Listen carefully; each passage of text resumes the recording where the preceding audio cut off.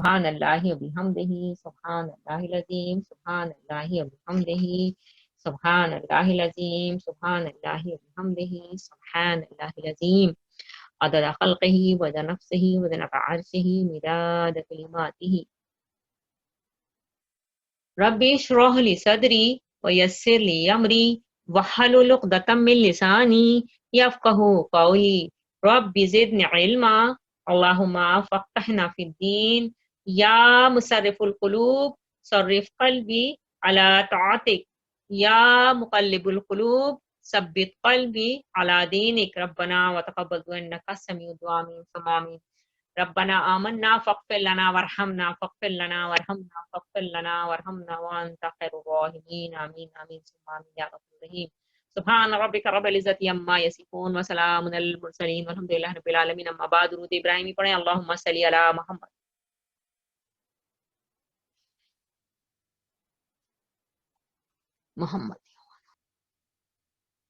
سبحان ربک رب العزت عما یصفون وسلام علی المرسلین والحمد للہ رب العالمین۔ اما بعد، سورہ آل عمران کی آیت نمبر 60 تک پچھلی دفعہ کیا تھا، 60، اب 61 سے کر رہی ہوں، 61 سے پڑھ رہی ہوں۔ اعوذ باللہ من الشیطان الرجیم، بسم اللہ الرحمن الرحیم۔ فمن حاجک فی من بعد ما جاءک من علم فقل تعالوا ندعو ابناءنا وابناءکم ونساءنا ونساءکم وانفسنا وانفسکم ثم نبتہل فنجعل لعنۃ اللہ علی الکاذبین۔ ان هذا له الحسس الحق وما من اله الا الله وان الله له العزيز الحكيم وان تولوا فان الله عليم بالمفسدين قل يا اهل الكتاب تعالوا الى كلمة سواء بيننا وبينكم الا نعبد الا الله ولا نشرك به شيئا ولا يتخذ بعضنا بعضا اربابا من دون الله فإن تولوا فقولوا اشهدوا بأننا مسلمون۔ يا أهل الكتاب لما تحاجون في إبراهيم وما أنزلت التوراة والإنجيل إلا من بعده أفلا تعقلون۔ ها أنتم هؤلاء حاججتم فيما لكم به علم فلما تحاجون فيما ليس لكم به علم والله يعلم وأنتم لا تعلمون۔ ما كان إبراهيم يهوديا ولا نصرانيا ولكن كان حنيفا مسلما وما كان من المشركين۔ إن أولى الناس بإبراهيم الذين اتبعوه وهذا النبي والذين آمنوا والله ولي المؤمنين۔ ودت طائفة من أهل الكتاب لو يضلونكم وما يضلون إلا أنفسهم وما يشعرون۔ يا أهل الكتاب لما تكفرون بآيات الله وأنتم تشهدون۔ يا أهل الكتاب لما تلبسون الحق بالباطل وتكتمون الحق وأنتم تعلمون۔ آیت نمبر 61 سے لے کے 71 تک میں نے پڑھا، ٹوٹل 10 آیات۔ پچھلی دفعہ جو میں نے مکمل کیا تھا، آپ کو پتہ ہی ہے کہ حضرت عیسیٰ علیہ السلام کا ہم نے یہ میں نے آپ کو آیات پوری بتا دی ہیں تاکہ ہماری نالج میں رہے، اور کہیں ایسی کوئی بات ہو تو ہم اس کا حوالہ قرآن پاک سے دے سکیں۔ تو قرآن اس پاک سے بڑھ کر تو کوئی مستند حوالہ ہے ہی نہیں، ہو ہی نہیں سکتا، حقیقی علم قرآن پاک۔ تو حضرت عیسیٰ علیہ السلام کی پیدائش سے لے کر پھر پورا ان کا آسمان پر اٹھا لیا جانا، اور پھر اس کی تائید میں میں نے آپ کو سورہ اس کی کتاب آیات بتائی تھیں مائدہ سورہ نساء کی، کہ وہ بھی آپ اس کی تائید میں آپ لے سکتے ہیں حضرت کہ کس طرح اللہ تعالیٰ نے ان کو اٹھا لیا ہے، اور پھر سورہ نساء کی جو آیات ہیں اس سے مزید یعنی آپ اس کا حوالہ دے سکتے ہیں کہیں پہ بھی کوئی بات ہو کہ ہاں یہ اللہ تعالیٰ نے حضرت عیسیٰ علیہ السلام کے ساتھ ہوا یہ واقعہ کہ اللہ تعالیٰ نے ان کو آسمان پر اٹھا لیا، اور وہ میں نے آپ کو آیت نمبر وغیرہ سب بتلا دی تھی سورہ نساء کی۔ بہرحال تو قرآن سے یہ پورا جو ہے ملتا ہے حوالہ، اور پھر اس کو مکمل اللہ تعالیٰ نے فرماتے ہوئے فرمایا کہ اگر ذاتی پیدائش حضرت عیسیٰ علیہ السلام کی ہونے کی وجہ سے تم نعوذ باللہ ان کو اللہ کا بیٹا قرار دیتے ہو یا الہ قرار بنا، 3 الہ میں سے ایک الہ قرار دیتے ہو، تو حضرت آدم کو دیکھو، اللہ تعالیٰ نے حضرت آدم علیہ السلام کی کیسے مثال دیتے ہوئے فرمایا کہ آدم کو تو دیکھو، حضرت آدم علیہ السلام جو ہیں ان کے تو باپ ہی نہیں، ماں بھی نہیں تھی، ماں و باپ دونوں کے بغیر پیدا ہوئے، اگر تمہیں الہ بنانا تھا نعوذ باللہ تو انہی کو بناتے۔ تو بہرحال یہ ساری چیزیں بیان کرنے کے بعد اللہ تعالیٰ فرماتا الحق، یعنی فرما کر پوری طرح سے بحث کا دروازہ بند کر دیا گیا۔ الحق من ربک فلا تکن من الممترین، آیت نمبر 60۔ اللہ تعالیٰ نے بحث کا یہ دروازہ بند کر دیا کہ حضرت عیسیٰ علیہ السلام سے جو تم لوگوں نے چیزیں مختلف پھیلائی ہوئی ہیں وہ سب غلط ہیں، سب باطل تمہارے خیالات ہیں، باطل عقیدے ہیں۔ حضرت عیسیٰ علیہ السلام سے متعلق جو اصل حقیقت ہے وہ یہی ہے جو اللہ تعالیٰ نے قرآن پاک میں بیان فرما دی ہے، اور جو کچھ بھی تم لوگوں نے افسانے تراش کے رکھے ہیں وہ سب تمہاری افسانہ تراشی ہے، من گھڑت قصے ہیں جو تم نے ایک میتھالوجی پوری بنا لی ہے۔ تو یہ قرآن سے بالکل اللہ تعالیٰ نے اس کو واضح کر دیا۔ اب تھوڑا سا میں آپ کو اس کی پوری وہ تھوڑا سا ہسٹری بتاؤں تاکہ آگے کی آیات سمجھ میں آئے کہ عیسائی جو انہوں نے جو حضرت عیسیٰ علیہ السلام کی معجزاتی پیدائش ہوئی، اس سے جو انہوں نے عقیدہ الوہیت بنا لیا، الہ کا عقیدہ، کہ نعوذ باللہ حضرت عیسیٰ علیہ السلام بھی ایک تو ابن اللہ یا تو اللہ کے بیٹے ہیں یا 3 الہ میں سے ایک الہ ہیں۔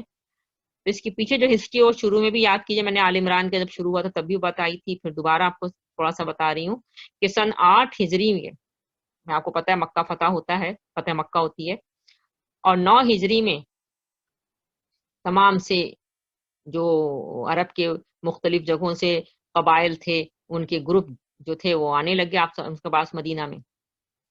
کچھ لوگ اسلام قبول ہی کرنے آتے تھے لیکن کچھ لوگ اسلام کی باتیں سیکھنے کے لیے آتے تھے۔ تو اسی زمانے میں نے آپ کو پہلے ہی بتایا، دوبارہ بتا رہی ہوں کہ نجران سے عیسائیوں کا ایک گروپ مدینہ میں آیا تھا۔ نجران مدینہ اور یمن کے درمیان ایک علاقہ ہے جہاں عیسائیوں کی حکومت تھی۔ یہ لوگ اپنے ساتھ 60 لوگوں کا ایک گروپ لے کے آپ سرسنگا پر مدینہ آتے ہیں، لیکن وہ اسلام بھی قبول کرنا نہیں چاہتے تھے۔ وہ آدمی صرف یہ لوگ، ان کا مقصد اسلام قبول کرنا نہیں تھا، اسلام کے ہاتھ بیعت کرنے مقصد نہیں تھا، بلکہ مقصد صرف بحث کرنا تھا تاکہ مسلمانوں کو اس بحث اور مناظرہ بازی میں ڈال کے ان کو لاجواب کیا جائے، اور عقیدے کے بارے میں آپ صلی اللہ علیہ وسلم کے رسول کے جو وہ لائے ہیں، گواہی دے رہے ہیں اشہدو اللہ الہ الا اللہ اشہدو ان محمد رسول اللہ، اس میں شک پیدا کیا جائے، مقصد صرف یہ تھا۔ چنانچہ انہوں نے آنے کے ساتھ ہی آپ صلی اللہ علیہ وسلم سے الوہیت مسیح یعنی حضرت عیسیٰ علیہ السلام کے الہ ہونے کے موضوع پر بحث شروع کر دی، اور انہوں نے لاجک یہ اختیار کی کہ تم لوگ جب یہ تسلیم کرتے ہو کہ عیسیٰ علیہ السلام موزانہ طور پر بغیر باپ کے پیدا ہوئے، اور تم یہ بھی تسلیم کرتے ہو کہ یہودی انہیں مارنے پر قادر نہیں ہو سکے، صلیب پہ نہیں چڑھایا اور انہیں آسمانوں پر اٹھا لیا گیا، تو یہ صفات تو کسی بندے میں ہو ہی نہیں سکتی، اور پھر تم یہ بھی کہتے ہو کہ کلمۃ اللہ ہیں آپ حضرت عیسیٰ علیہ السلام، اور حضرت عیسیٰ علیہ السلام کو روح اللہ بھی تسلیم کرتے ہو، تو پھر اس سے بڑھ کر ان کی الوہیت کی کیا دلیل ہو سکتی ہے؟ نبی کریم صلی اللہ علیہ وسلم سے جب آ کر انہوں نے اس طرح کی بحث شروع کی تو آپ صلی اللہ علیہ وسلم کا طریقہ ہمیشہ سے یہ رہا کہ وحی کا انتظار فرماتے تھے، اور یہی ہوا۔ یہ جو سورہ آل عمران ہم لوگ پڑھ رہے ہیں، اس کی یہ آیات نازل ہوئی تھیں جس میں حضرت یحییٰ علیہ السلام، حضرت عیسیٰ علیہ السلام پوری پیدائش کا تفصیلی تذکرہ کر دیا گیا کہ حضرت عیسیٰ علیہ السلام اور یحییٰ علیہ السلام کی پیدائش دیکھو۔ یہ پیدائش کا تذکرہ کرنے کا مقصد ہی یہی تھا کہ یہ تم نے جو پورا عقیدہ بنایا ہوا ہے حضرت عیسیٰ علیہ السلام کے الہ ہونے کا، یہ پورے کا پورا تمہاری طرف سے اپنا گھڑا ہوا ہے، تو پورے کا پورا جو ہے اللہ تعالیٰ نے آل عمران میں آیات نازل کر کے اس کا رد کر دیا، ان کے عقیدے کا یکسر رد کر دیا گیا۔ یعنی حضرت عیسیٰ علیہ السلام کی موجودانہ جو پیدائش ہوئی ہے وہ اللہ تعالیٰ کی قدرت ہے، اور اللہ تعالیٰ نے اپنی قدرت اسی لیے دکھائی کہ تم اللہ کو الہ تسلیم کرو، صرف اور صرف اللہ کو الہ تسلیم کرو، رب العالمین جانو، اس کے آگے اپنا سر جھکاؤ۔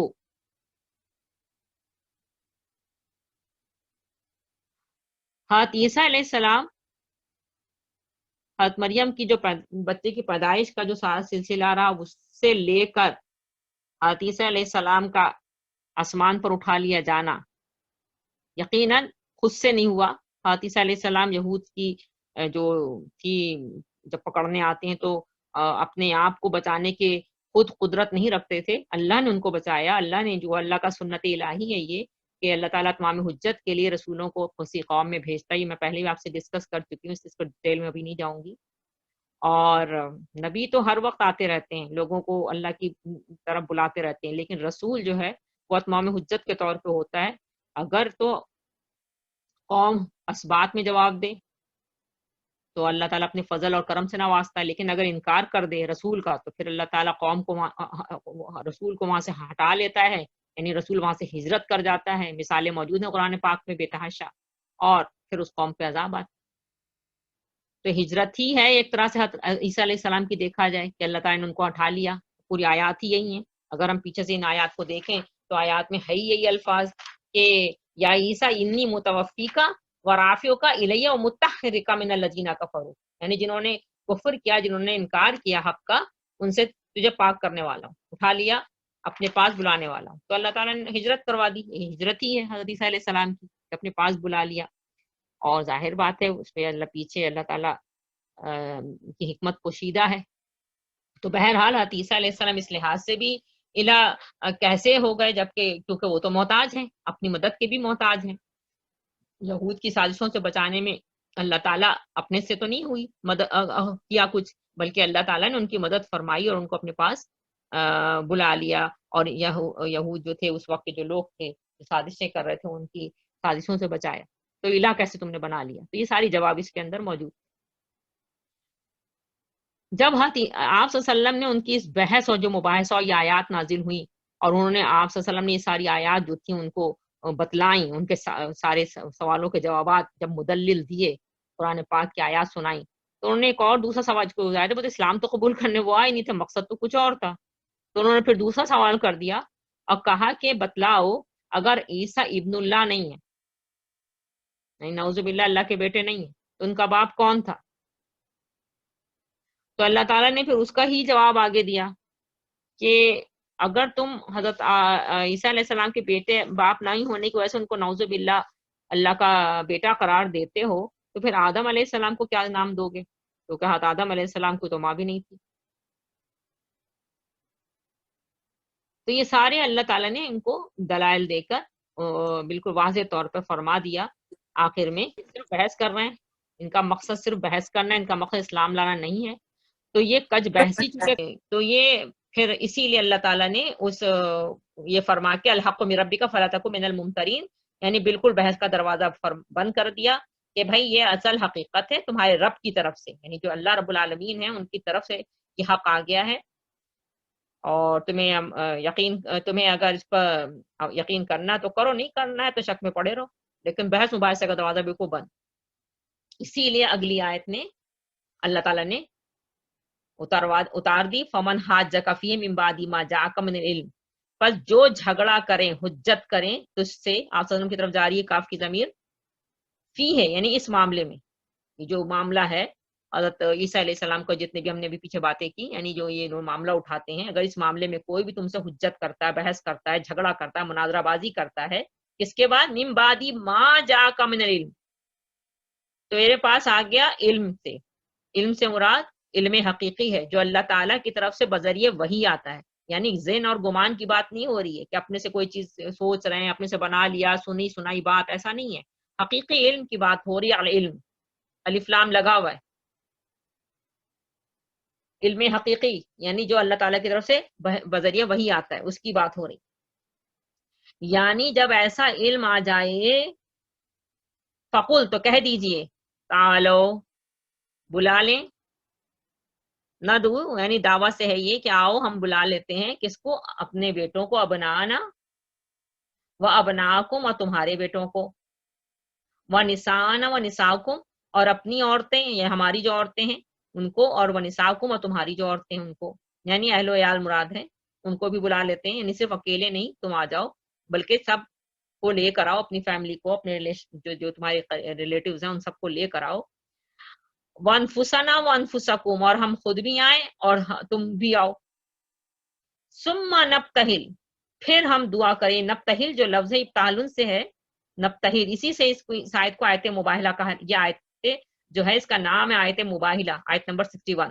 اگر آپ سے کوئی پوچھے کہ آیت مباہلہ کہاں ہے تو آپ جواب دے سکتے ہیں سورہ آل عمران کی آیت نمبر 61 آیت مباہلہ ہے. تو یہ آیت آیت مباہلہ کہلاتی ہے. نبتہل ابتہالن سے ہے یہ لفظ. ابتحال کہتے ہیں عاجزی سے، بڑی ہی نیاز مندی سے، بڑی ہی جھک کر دعا کرنے کو. لیکن اس سے دوسرے یعنی ایسی دعا بھی جس میں بددعا کا طریق، بددعا کا انداز ہو، یعنی لعنت والا انداز ہو، کیونکہ لعنت اللہ ہی آگے آ رہا ہے تو اس کے لیے بھی استعمال ہوتا. اور یہ کب کیا جاتا ہے؟ پہلے میں اس آیت کو مکمل کر لوں، آیت نمبر 61. ثم نبتہل، پھر دعا کریں. فنجل، فنجل پس بھیجیں. لعنت اللہ، لعنت اللہ کی، علی الکاذبین جھوٹوں پر. یعنی اللہ تعالیٰ نے فائنل فیصلہ فرما دیا قرآن پاک میں، اور علم حقیقی کے ذریعے ہم سب تک وہی آپ صلی اللہ علیہ وسلم تک آ گئی کہ اب اس معاملے میں کوئی بحث مباحثہ نہیں ہوگا. اور صحیح بات ہے، بحث مباحثہ سے کفری کا دروازہ کھلتا ہے، لڑائی جھگڑا شیطانی فساد. حقیقی علم آنے کے بعد اگر کوئی حجت کرتا ہے تو ٹھیک ہے، پھر یہ کام کر لو. اور وہ کام کب ہوتا ہے؟ جس کو میں نے بھی آپ سے کہا مباہلہ کا کام. کہ مباہلہ جب دو گروپ ہوں، دو فریق ہوں، اور دونوں میں فریقوں میں کسی معاملے کے حق یا باطل ہونے میں اختلاف ہو، کہ یہ بات حق ہے یا باطل ہے. کسی بھی معاملے میں ان کو یہ جھگڑا ہو رہا ہو، دونوں میں اختلاف رائے ہو کہ بھئی یہ حق باطل ہے یا باطل بات ہے، اور دلائل دینے سے وہ ختم ہوتا نظر نہ آتا ہو، تو اس کا ایک آخری طریقہ جو ہے یہی فرمایا گیا مباہلہ کا، کہ دونوں جو ہے اللہ کی بارگاہ میں کھڑے ہوں گے اپنے اہل و عیال کو لے کر، اور بارگاہ الہی میں دعا کریں گے کہ یا اللہ ہم میں سے جو جھوٹا ہے اس پر لعنت فرما. تو حضرت علی رضی اللہ عنہ اور حضرت فاطمہ رضی اللہ عنہ، حضرت حسن رضی اللہ عنہ اور حسین رضی اللہ عنہ کو بھی آپ صلی اللہ علیہ وسلم نے ساتھ لیا.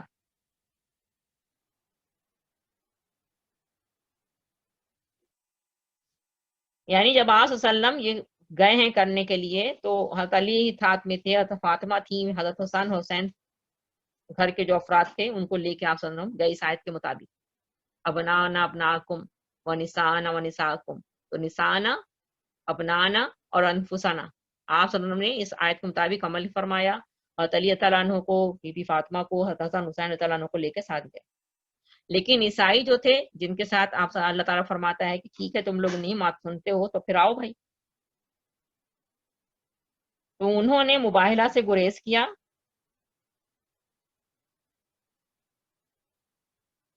اور پیشکش کی کہ آپ ہم سے جو چاہتے ہیں.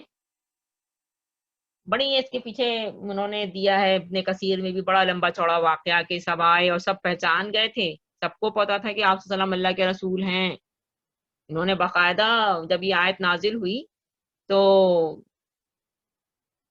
آپس میں جب بیٹھے ہیں سب، 60 افراد تھے یہ، ان میں سے 12 تو سرداران تھے، تو سب جو ہے مشورہ مجلس مشاورت میں بیٹھ کے باقاعدہ بات کر رہے ہیں. تو ان کے جو بڑے بوڑھے ہیں وہ کہتے ہیں کہ تمہیں معلوم ہے کہ اللہ نے بنی اسماعیل میں سے ایک نبی بھیجنے کا وعدہ کیا ہے، ممکن ہے یہ وہی نبی ہو، جو باتیں اس نے کہی ہیں وہ صاف اور فیصلہ کن ہے.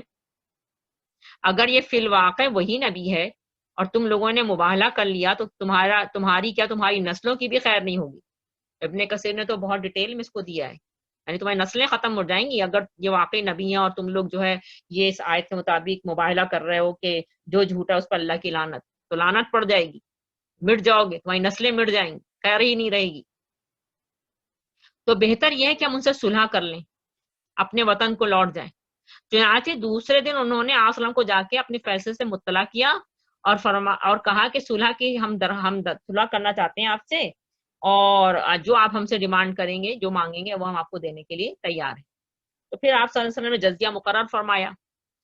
کسی اسلامک ملک میں رہے گا اگر کوئی نان مسلم تو پھر وہ جزیہ دیتا ہے، کیونکہ ظاہر بات اسلامی گورنمنٹ اس کی رہائش کی اور اس کی حفاظت کی ذمہ دار پھر ہوتی ہے، تو پھر جب وہ رہتا ہے تو پھر وہ اس کا جزیہ دیتا ہے۔ تو انہوں نے کہا کہ ہم اسلام نہیں لائے لیکن وہ یہ جزیہ دینے پہ تیار تھے، تو آپ وسلم پھر ان کا جزیہ مقرر فرما دیا۔ انہوں نے یہی آپ وسلم سے کہا کہ جو جزیہ آپ مانگتے ہیں وہ ہم آپ کو دیں گے، آپ ایک امین آدمی ہیں تو ہمارے ہمراہ کر دیجئے جو پھر ایسا آدمی جو واقعتاً امین ہو۔ تو یہ سن کر آپ وسلم کے صحابہ جو تھے وہ انتظار کرنے لگے، بلکہ ابن کثیر نے تو بڑا لمبا چوڑا دیا ہے کہ عمر بن خطاب، بڑی پیاری سی بات لگی بچوں سے، جیسے ہم لوگ سوچتے ہیں کہ میں اپنی جگہ پہ ایسا بیٹھا کہ میں آپ وسلم کی نظر میں آ سکوں اور آپ وسلم میرا نام لیں۔ سبحان اللہ، کتنا پیارا اور معصوم انداز ہے، اللہ ہو۔ بہرحال تو صحابہ جو تھے وہ سب انتظار کرنے لگے کہ آپ صلی اللہ علیہ وسلم کس کا نام لیتے ہیں کیونکہ انہوں نے یہ الفاظ کہے تھے آپ صلی اللہ علیہ وسلم سے کہ آپ ایک امین آدمی ہیں تو ہمارے ہمراہ آپ صلی اللہ علیہ وسلم ایک امین آدمی ہمارے ہمراہ کر دیجئے، فی الواقع امین، یعنی یہ الفاظ ان کے تھے۔ صحیح بخاری نے اس کو پورا دیا ہے کہ وہ کہتے ہیں کہ جو جزیہ آپ مانگتے ہیں وہ ہم دے دیں گے، آپ صلی اللہ علیہ وسلم ایک امین آدمی ہمارے ہمراہ کر دیجئے جو فی الواقع امین ہو۔ تو یہ سن کر آپ صلی اللہ علیہ وسلم کے جو صحابہ کرام ہیں رضوان اللہ علیہم اجمعین، وہ انتظار کرنے لگے کہ آپ صلی اللہ علیہ وسلم کس کا نام لیتے ہیں۔ چنانچہ آپ صلی اللہ علیہ وسلم نے فرمایا عبیدہ بن جرہ اٹھو۔ جب وہ کھڑے ہو گئے تو آپ صلی اللہ علیہ وسلم نے فرمایا اس امت کا امین یہ شخص ہے۔ صحیح بخاری نے اس کو دیا ہے، یعنی حضرت ابو عبیدہ بن جرہ رضی اللہ عنہ کو امین امت کا خطاب ملا اور آپ کو بھیجا آپ صلی اللہ علیہ وسلم نے ان کے ساتھ۔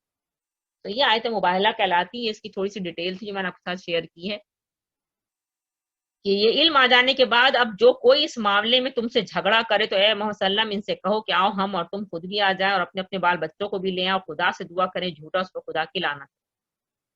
آگے اللہ تعالیٰ فرما رہا ہے اِنَّ هَذَا لَهُوَ الْقَصَّصُ الْحَقُّ، یعنی بے شک ہاذا یہ لہو القصص، قصص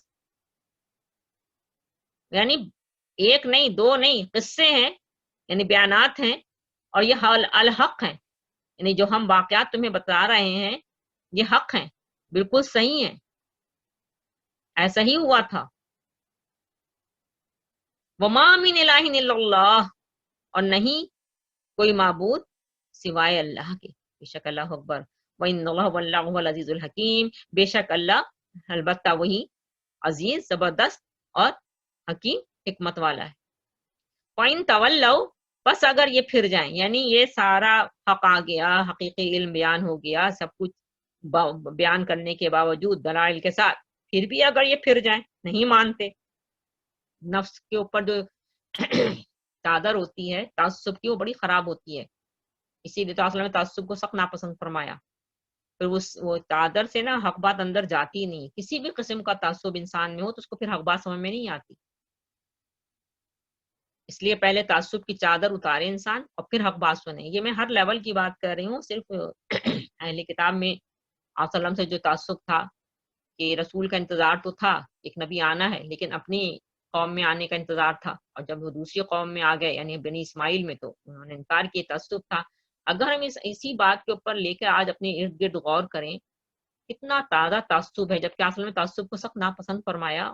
ایک دفعہ جب غزوہ بنی المصطلق سے واپس آ رہے ہیں اور ایک پانی لینے پر ایک مہاجر ایک انصاری کا جھگڑا ہوتا ہے، تو وہ مہاجر کو آواز دیتا ہے اور انصاری کو وہ انصاری اپنی مدد کے لیے آواز دیتا ہے، تو آپ صلی اللہ علیہ وسلم کا چہرہ مبارک لال ہو گیا، سرخ ہو گیا، اور آپ نے کیا فرمایا کہ جس نے عصبیت کی، جس نے تعصب کیا وہ مجھ سے نہیں ہے۔ اتنا پیاری بات آپ نے فرما دی کہ جس نے عصبیت کیا وہ مجھ سے نہیں ہے، اللہ اکبر۔ تو یہ غور کریں ہم لوگ کتنی عصبیت کا شکار ہیں، یہ بالکل واضح فرمان ہے نبی کریم صلی اللہ علیہ وسلم کا۔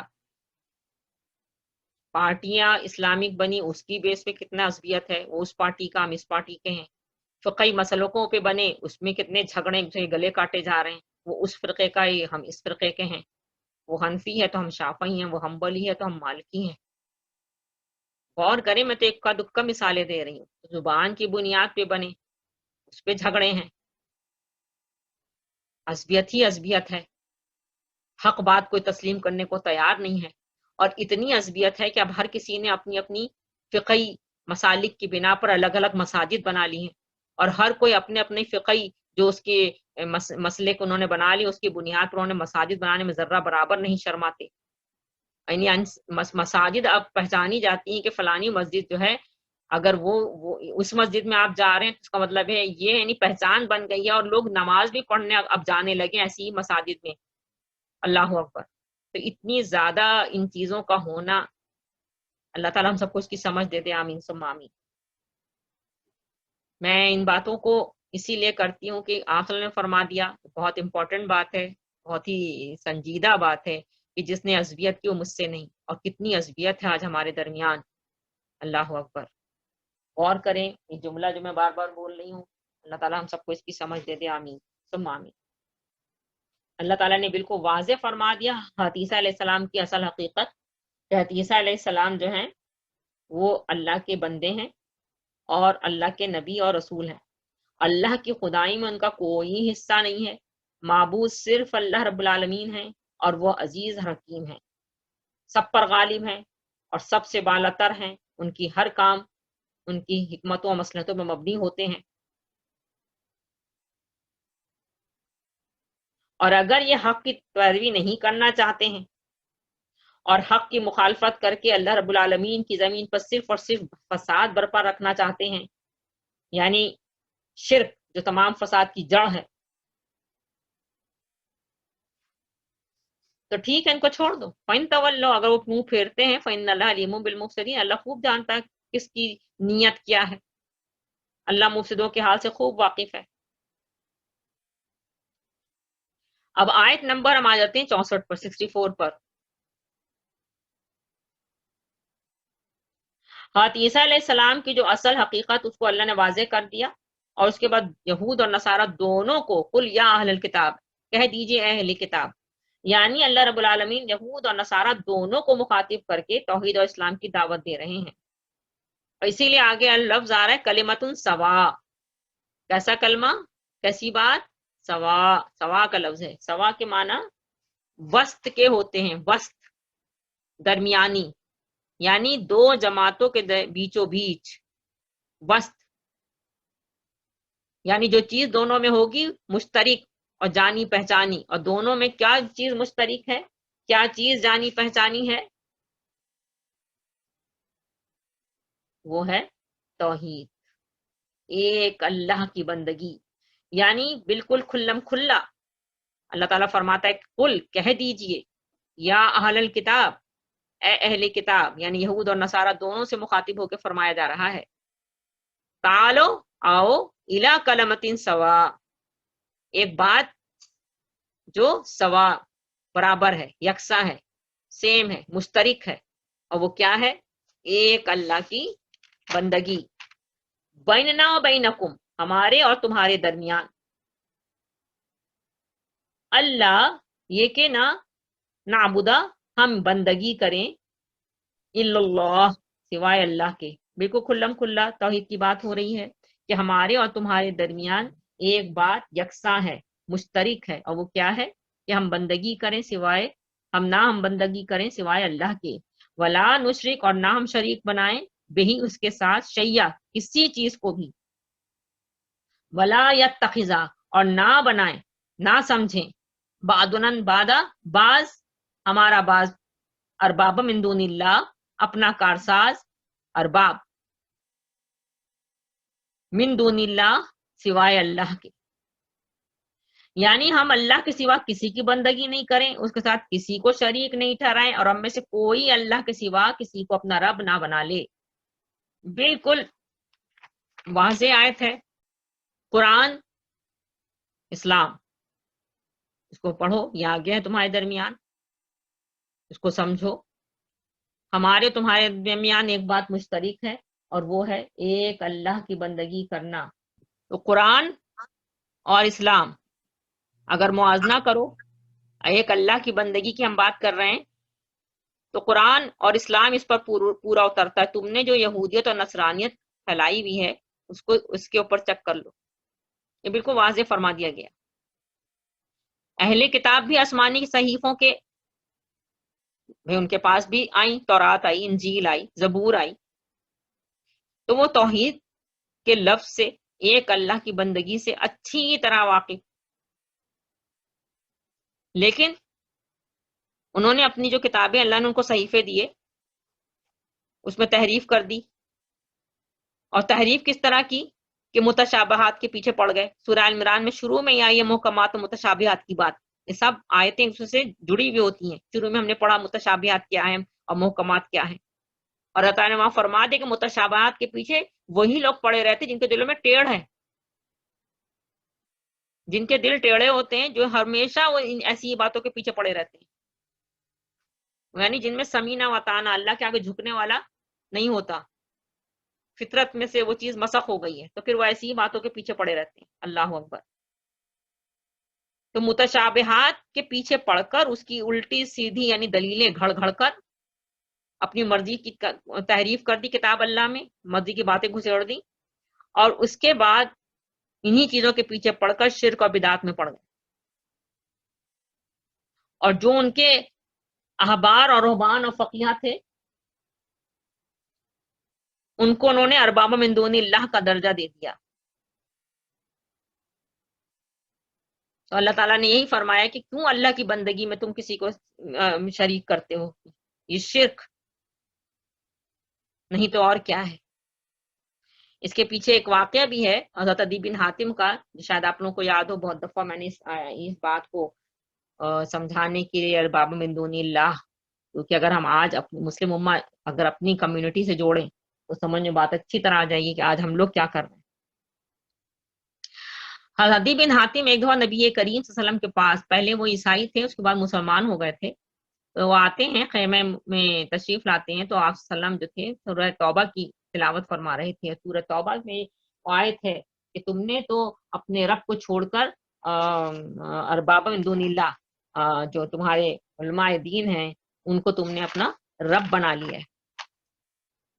تو انہوں نے فوراً آپ عدی بن حاتم جو ہیں وہ آپ صلی اللہ علیہ وسلم کو اس پہ روک مطلب بیچ میں انٹرپٹ کرتے ہیں اور کہتے ہیں کہ ایسا تو ہم نے نہیں کیا ہے، مطلب یہ کہ ہم نے ایسا تو نہیں کرتے ہیں کہ علماء دین کو اپنا رب بنا لیں، ایسا تو ہم نہیں کرتے. یہ جواب انہوں نے دیا نبی کریم صلی اللہ علیہ وآلہ وسلم کو. تو آپ نے کیا جواب دیا؟ آپ نے فرمایا کیا تم یہ نہیں کرتے ہو کہ ان کے حرام کو حلال اور ان کے حلال کو حرام جو ہے وہ فالو کرنے لگتے، ان کے کیے ہوئے حرام کو حرام اور ان کے کیے ہوئے حلال کو حلال، یعنی جو بناتے ہیں وہ طریقہ قانون اس کو فالو کرنے لگتے، کیا تم ایسا نہیں کرتے؟ تو انہوں نے کہا ہاں یہ تو ہم کرتے ہیں. یہ انہوں نے جواب دیا حضرت عدی بن حاتم نے کہ ہاں یہ تو ہم کرتے ہیں. تو آپ نے فرمایا یہی تو ہے ارباب من دون اللہ، اللہ کے سوا دوسروں کو معبود بنا لینا. بہت اہم سی یہ بات ہے جو میں آپ کے ساتھ کر رہی ہوں. اگر ہم لوگ غور کریں تو کیا آج ہم لوگوں ہمارے معاشرے میں ایسا نہیں ہو رہا؟ کیا ہماری سوسائٹی میں ایسا نہیں ہو رہا؟ سورہ توبہ کی آیت ہے، آیت نمبر 31 اللہ تعالیٰ فرماتا ہے اتخذوا احبارهم ورهبانهم، اور سورہ توبہ بھی میں آپ کو بتا ہی چکی ہوں کہ یہ سن 9 ہجری میں ہی نازل ہوئی ہے، یعنی اسی وقت کی، کہ ان لوگوں نے اللہ کو چھوڑ کر اپنے عالموں اور درویشوں کو رب بنا لیا ہے. احبار اور رہبان یعنی عالم اور جو ان کے درویش تھے، جو ان کے علماء دین جس کو آپ سمپل ورڈز میں کہہ دیں. ارباب من دون اللہ، اللہ کو چھوڑ کر، من دون اللہ اللہ کو چھوڑ کر ارباب رب بنا لیا ہے. یہ جمع کا صیغہ ہے، اربابم رب کی جمع ارباب. ظاہر بات ہے بہت سارے عالم و درویش ہیں تو اسی لیے وہ ایک تھوڑی ہیں، تو یہ رب کی جمع ارباب. رب کس سینس میں آ رہا ہے؟ کیونکہ رب اس معنی میں یہاں پر ہے کہ قانون بنانے کا حق صرف اللہ کو ہے، وہ ہمارا خالق ہے، وہ مالک ہے. حلال حرام کرنے کا حق، شریعت بنانے کا حق صرف اللہ کو ہے. اور اگر اس حق کو ہم کسی مخلوق کو دیتے ہیں تو یہ شرک اکبر ہے، یعنی ہم نے اللہ کا حق کسی انسان کو دے دی. اور اس کے بنائے ہوئے حلال حرام کو ہم فالو کر رہے ہیں، تو ہم نے اللہ کا حق اس کو دے دیا، یہ شرک اکبر ہے، یہ توحید سے یکسر ہٹ جانا ہے۔ تو سورہ آل عمران میں آپ نے ابھی دیکھا، اور یہ سورہ توبہ کا میں نے آپ کو تائید میں بتایا آیت نمبر 31، کہ ان لوگوں نے اللہ کو چھوڑ کر اپنے عالموں اور درویشوں کو رب بنایا ہے۔ آپ صلی اللہ علیہ وسلم نے جبھی تو حضرت عدی بن حاتم نے جب یہ کہا کہ ہم تو ان کو اپنا رب نہیں کہتے، علماء کی تو ہم عبادت نہیں کرتے، تو پھر یہ کیوں اللہ نے کہا ہے احبار و رہبان کو ارباب من دون اللہ؟ تو آپ صلی اللہ علیہ وسلم نے کیا جواب دیا کہ ان کے علماء نے جس کو حلال قرار دیا اس کو انہوں نے حلال، اور جس چیز کو حرام قرار اس کو حرام سمجھا، تو یہی تو عبادت کرنا ہے، یہی تو ان کی بندگی کرنا ہے۔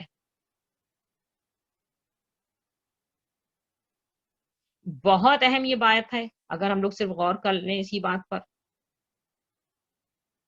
کہ آج ہمارے معاشرے میں یہی چیز تو ہو رہی کہ ہم لوگ اللہ کا حلال حرام قرآن میں موجود ہے، ہمیں پتہ ہے، سب کو پتہ ہے، قرآن پاک میں موجود ہے کیا شریعت ہے، کس چیز کو اللہ نے حرام کیا ہے، کس چیز کو حلال کیا ہے، قرآن پاک میں ایز اٹ از سب موجود ہے۔ اللہ نے قرآن پاک کی حفاظت کا خود ذمہ لے، سبحان اللہ ہو۔ لیکن اس کے ہٹ کر ہم اپنی زندگیوں میں کس کو فالو کر رہے ہیں؟ ہم وہ معاشرے میں جو چیز حاصل کرنی ہوتی ہے، جو دوڑ لگی ہوئی ایک مادے کی، مٹیریل کی، اس کو حاصل کرنے کے لیے ہم علماء دین کے پاس جاتے ہیں، ہم ان کے پاس جاتے ہیں اور ان سے پھر ہم فتوے لیتے ہیں، اور وہ پھر ہمارے من پسند فتوے ظاہر بات ہے ہمیں دیتے رہتے ہیں۔ آج کل تو یہ ہے، یہ تو ایک دوسرا ہی ٹاپک ہے، میں کیا اس کو یہاں پہ ڈسکس کروں، افسوس بھی ہوتا ہے، یہ تو آپ سب جانتے ہیں کہ آج ہمارے معاشرے میں کیا ہو رہا ہے۔ ہر چیز ہی جو اللہ نے قرآن میں جو چیز دی ہے، جب علماء دین نے اس پہ آنکھ بند کر لی اور ہر چیز ہی اوکے کر دیا، تو لوگ سمجھتے ہیں صحیح ہے، اٹس اوکے۔ نماز کا طریقہ اللہ کے رسول صلی اللہ علیہ وسلم نے بتلا دیا ہمیں، ہم نے کہا نہیں عورتوں کا نماز کا طریقہ الگ ہے، اور اس میں ایک ہی چیز کو بار بار ہم نے بولا کہ حیا، عورت کا حیا حیا حیا، تو جو عورتیں اس طرح کے لباس میں باہر گھومتی پھرتی ہیں، اس وقت کیوں نہیں آپ لوگوں کی زبان کھلتی ہے؟ میرا علماء دین سے یہ سوال ہے کہ جس حلیے میں غیر ساترانہ کپڑے پہن کر اریاں حالت میں جو آج معاشرے کی صورتحال، ایسے ایسے واقعات ہو رہے ہیں سوسائٹی کے اندر، ان کے مجرم اگر ہم اس کو آگے تک چلے جائیں تو کون ہے پھر مجرم؟ وہ تو واقعہ ہو گیا، لیکن اس کے پیچھے اگر ڈک میں جائیں تو ہونے کے وجوہات کیا ہیں، ریزنز کیا ہیں؟ نماز ایک مین عبادت ہے، اس میں آپ کہہ رہے ہیں حیا عورت جو ہے وہ رکھے گی اور اس طرح پڑھے گی، اور اس لیے اس کو اپنے جسم کو ایسے پڑھنا مردوں کی طرح اس کا طریقہ نہیں ہے۔ اچھا بھائی، تو عورتیں جو باہر غیر ساترانہ لباس پہن کے ساری دنیا میں گھوم رہی ہیں، اس پہ تو کبھی آپ لوگ زبان نہیں کھولتے؟ ان کو بتائیں نا کہ عورت کا ساترانہ لباس کیا، ان کو کس طرح گھروں میں رہنا چاہیے اور گھر سے باہر نہیں نکلنا چاہیے۔ بلکہ جو چیز جتنی زیادہ معاشرے میں کی جا رہی ہو ببانگ دہل، اس پہ تو زیادہ بولنا چاہیے اور زیادہ اس پہ اٹھ پہ کھڑا ہونا چاہیے، تاکہ اس برائی کو معاشرے سے یکسر مٹایا جا سکے۔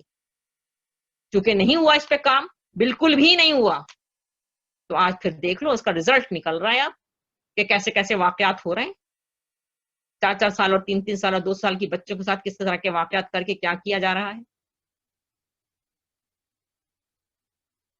وہ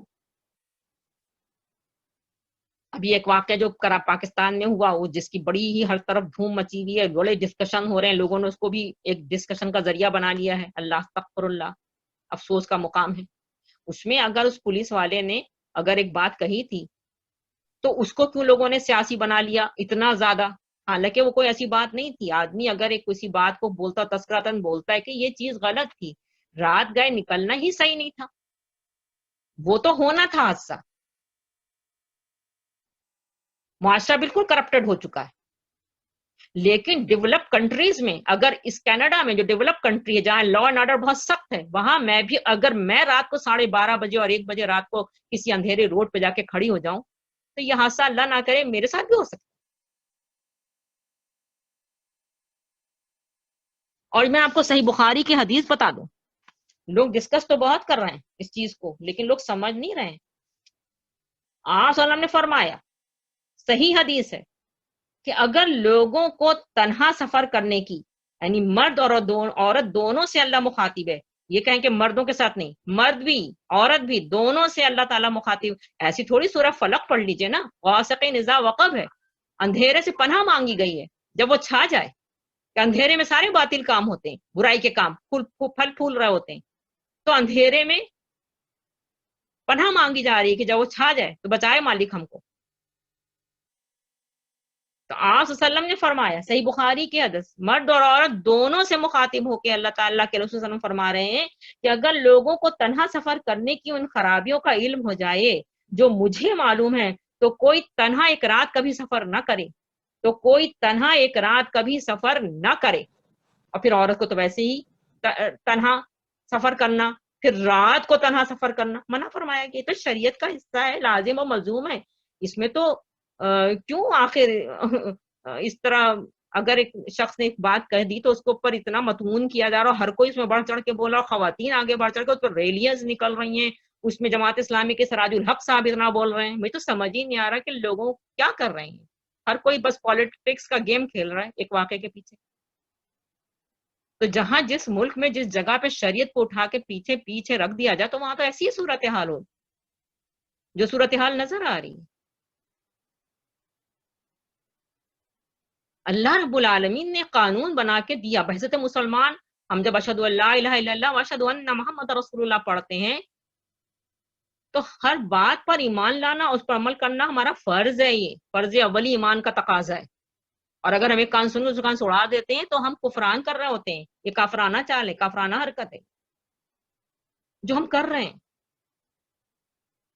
جب اللہ کے رسول صلی اللہ علیہ وسلم نے فرما دیا کہ ایک رات کا بھی کوئی سفر تنہا نہ کرو، عورتوں کے تو اسپیشلی الگ سے الفاظ ہیں کہ عورت رات کو تنہا سفر نہیں کرے گی، رات کو اکیلے نہیں نکلے گی. اب عورت نکل رہی تو اللہ کے رسول ہم کو فرمان توڑ رہی ہے.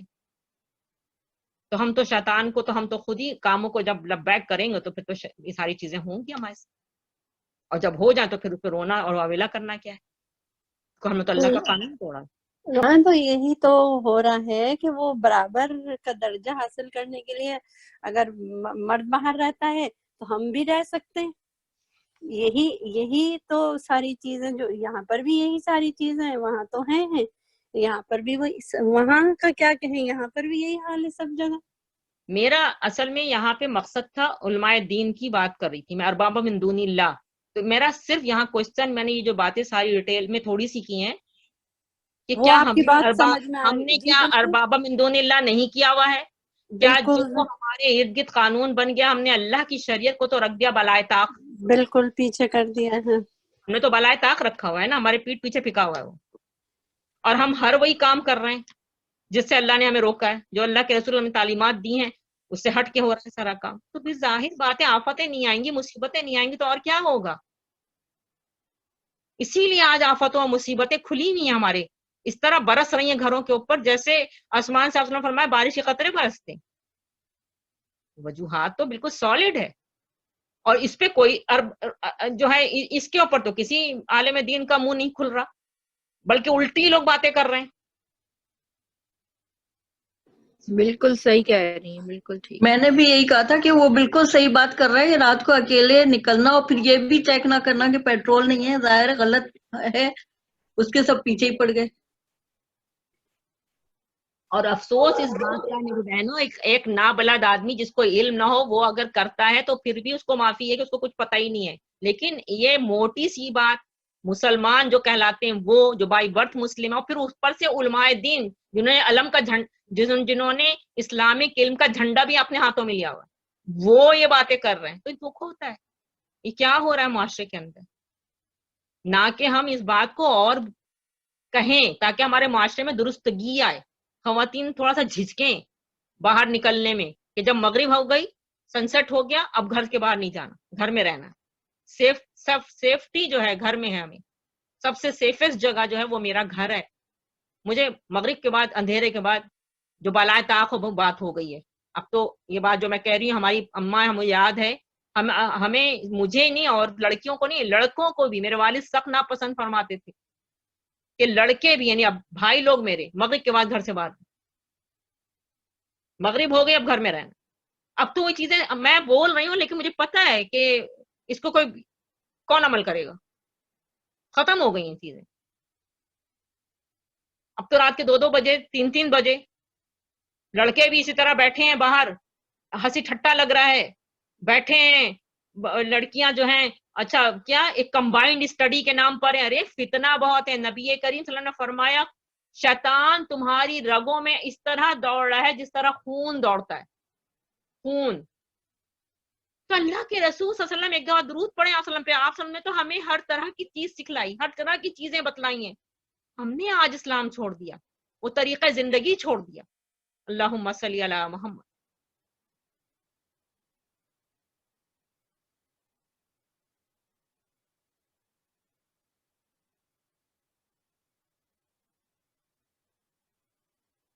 یہ ایک میں نے آپ کو سورہ توبہ کی آیت نمبر 31 کا حوالہ دیا. یہ سورہ توبہ میں بھی ارباب من دون اللہ والی آیت آئی, اور آج اگر ہم لوگ غور کریں تو آج ہماری سوسائٹی بالکل یہی کام کر رہی ہے. اور یہ شرک اکبر ہے کہ علماء دین کو ہم نے حق دے دیا حلال حرام کرنے کا, تو یہ عبادت کے ہم مانا ہو جاتا ہے کہ ہم ان کی بندگی کر رہے ہیں, ان کا کہنا مان رہے ہیں, ان کی بات کو فالو کر رہے ہیں. اللہ کی بات کو چھوڑ کے رسول صلی اللہ علیہ وسلم کی بات کو چھوڑ دیا. آپ صلی اللہ علیہ وسلم نے کوئی نئی بات نہیں فرمائی, جو اللہ نے فرمایا آپ صلی اللہ علیہ وسلم میسنجر ہے, انہوں نے اب تک پہنچا دیا. اب ہم اللہ کی بات کو چھوڑ کے علماء دین کی بات کو اگر امنا اور صدقنا کر رہے ہیں تو یہ عبادت کی ہم مانا ہے. بظاہر ان کو رکوع اور سجدہ نہیں ہو رہا, لیکن ان کا کہنا فالو کیا جا رہا ہے, تو یہ ہم بندگی کر رہے ہیں ان کی. یہ شرک اکبر ہے.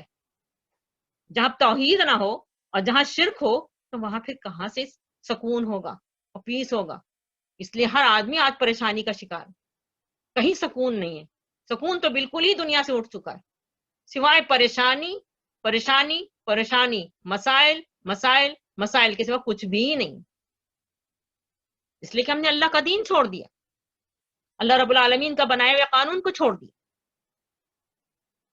یہ تو میں نے ایک مثال آپ کو دی ہے جو ابھی حالات ہیں وہاں پر, اس پہ جتنی بحث مباحثہ ہو رہا ہے, جس پہ ہر آدمی بڑھ چڑھ کے اپنے نمبر بنانے کے لیے بول رہا ہے, اور ہر کسی نے شریعت کو, اسی لیے میں نے صحیح بخاری کی آپ کو حدیث بتائی کہ یہ آپ صلی اللہ علیہ وسلم کا واضح فرمان ہے, رات کا سفر. اور پھر سورہ فلق ہی اٹھا لیجیے, غاسق اذا وقب, کیوں پناہ مانگی گئی, اس پہ ذرا غور کریں. اور سارے کام ہم لوگ رات کو کر ہوتے ہیں. بلکہ ایک افسوس کی بات کہنے جا رہی ہوں, ہر گھر کی یہ کہانی ہے, دن کا آدھا حصہ سو رہا ہوتے ہیں. یعنی دن جو کام کرنے کے لیے اللہ نے بنایا اس میں وہ سو کے گزارتے ہیں, اور رات بھر جاگے رہتے ہیں. تو پھر فساد نہیں ہوگا تو کیا ہوگا؟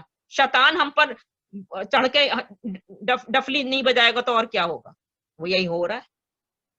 رات اللہ رب العالمین نے سونے کے لیے بنائی, دن اللہ تعالیٰ نے کام کے لیے بنایا. ہم دن بھر سوتے رہتے ہیں, رات بھر ہم جاگے رہتے ہیں. تو پھر کہاں سے گھروں میں سکون آئے گا, کہاں سے زندگیوں میں سکون آئے گا؟ اسی بات کو ہم نے بالکل ابھی اپنی زندگیوں سے ختم کر دیا ہے. اور باتوں کو تو چھوڑیے, راتوں کا جاگنا, دن کو سونا.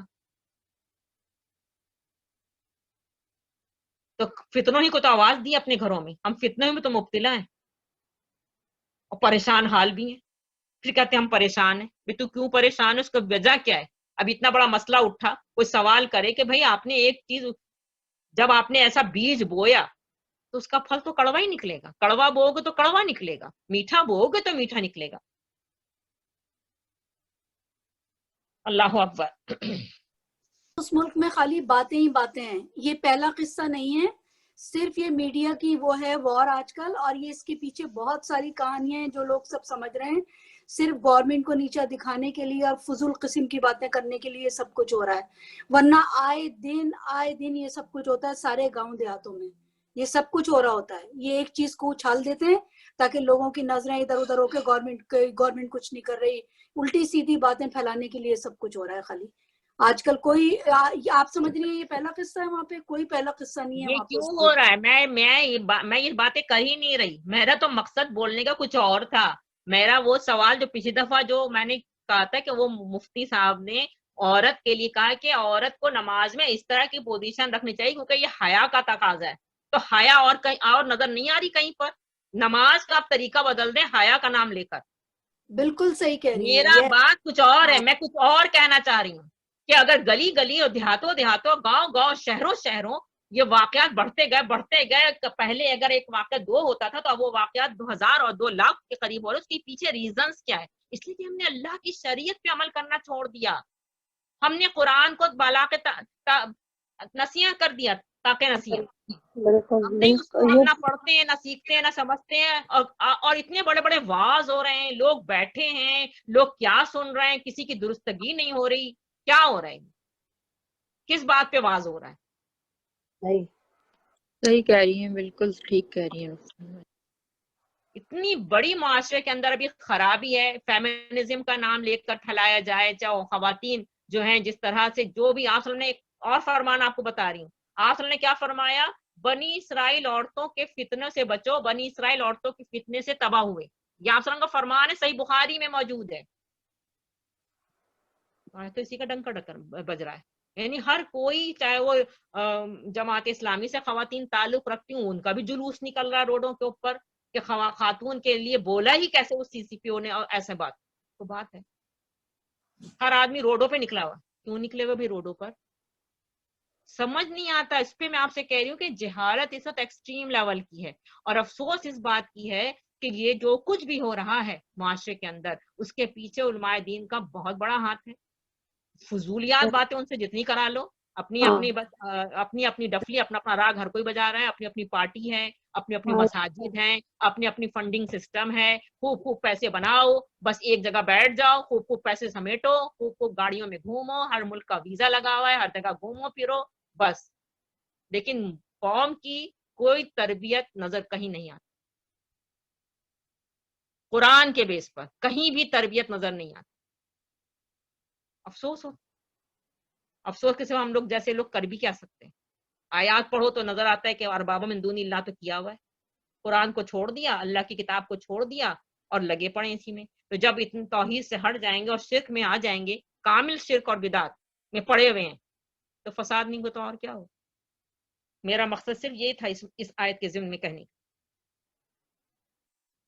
بتانا چاہیے، سمجھانا چاہیے. آیات کو لیجئے، قرآن کو لیجئے، اس آیات کے ضمن میں جو آج مسائل ہمارے، ہم تو ساری زندگی آل عمران کی ان آیات کو اس طرح پڑھ کے گزر جاتے ہیں، سوچتے ہی نہیں کہ قیامت تک کے لیے آیات آئی ہیں. اس میں ہمیں اللہ مجھ سے کبھی اس کو اس طرح پڑھو. یہی بات میں نے علامہ اقبال کے والد صاحب کی اکثر دہرائی ہے کہ علامہ اقبال کے والد صاحب نے اپنے بیٹے کو نصیحت یہ کی کہ قرآن کو اس طرح پڑھو کہ تمہارے دل پہ اتر رہا ہے. جب تک ہم قرآن کو اس طرح نہیں پڑھیں گے کہ ہمارے دل پہ اترا، ہمارے اندر کوئی تبدیلی نہیں آئے گی. ہم ویسے کے ویسے ہی رہیں گے. اپنے اوپر جب بھی جمعرات کو بھی جو ایک ایک ورڈ ٹو ورڈ نماز میں ہم آیات پڑھتے، سمجھیں، اپنی نمازوں کو درست کریں، قرآن کو سمجھ کے پڑھیں، اپنے دل پہ اترتا ہوا محسوس کریں، تو اندر تبدیلی آئے گی. اپنے رب کے احکامات کے مطابق زندگی کو بسر کریں گے. اللہ نے جو حرام کیا ہے اس سے اپنے آپ کو جتنی ہماری طاقت اور سرے بچانے کی کوشش کریں. وہ صورتحال ہو ہی نہیں رہی، وہ کنڈیشن آ ہی نہیں رہی. اللہ تعالیٰ فرماتا ہے اِنَّ هَذَا لَهُوَ الْقَصَصُ الْحَقُّ، بے شک یہ جو ہے صحیح واقعات ہیں، حق ہے. وَمَا مِنْ إِلَٰهٍ إِلَّا اللَّهُ، نہیں ہے کوئی معبود سوائے اللہ کے. وَإِنَّ اللَّهَ لَهُوَ الْعَزِيزُ الْحَكِيمُ، اور بے شک اللہ البتہ وہی عزیز بھی ہے اور حکیم بھی. یہی تو ہے بات ساری. ہم سمجھ لیں تو کہ اللہ کا ہر حکم کے پیچھے اس کی حکمت ہے. اگر منع فرمایا کہ عورت جو ہے گھر سے باہر رات کو نہیں نکلے تو نہیں نکلے، اس کے پیچھے اس کی حکمتیں پوشیدہ ہیں.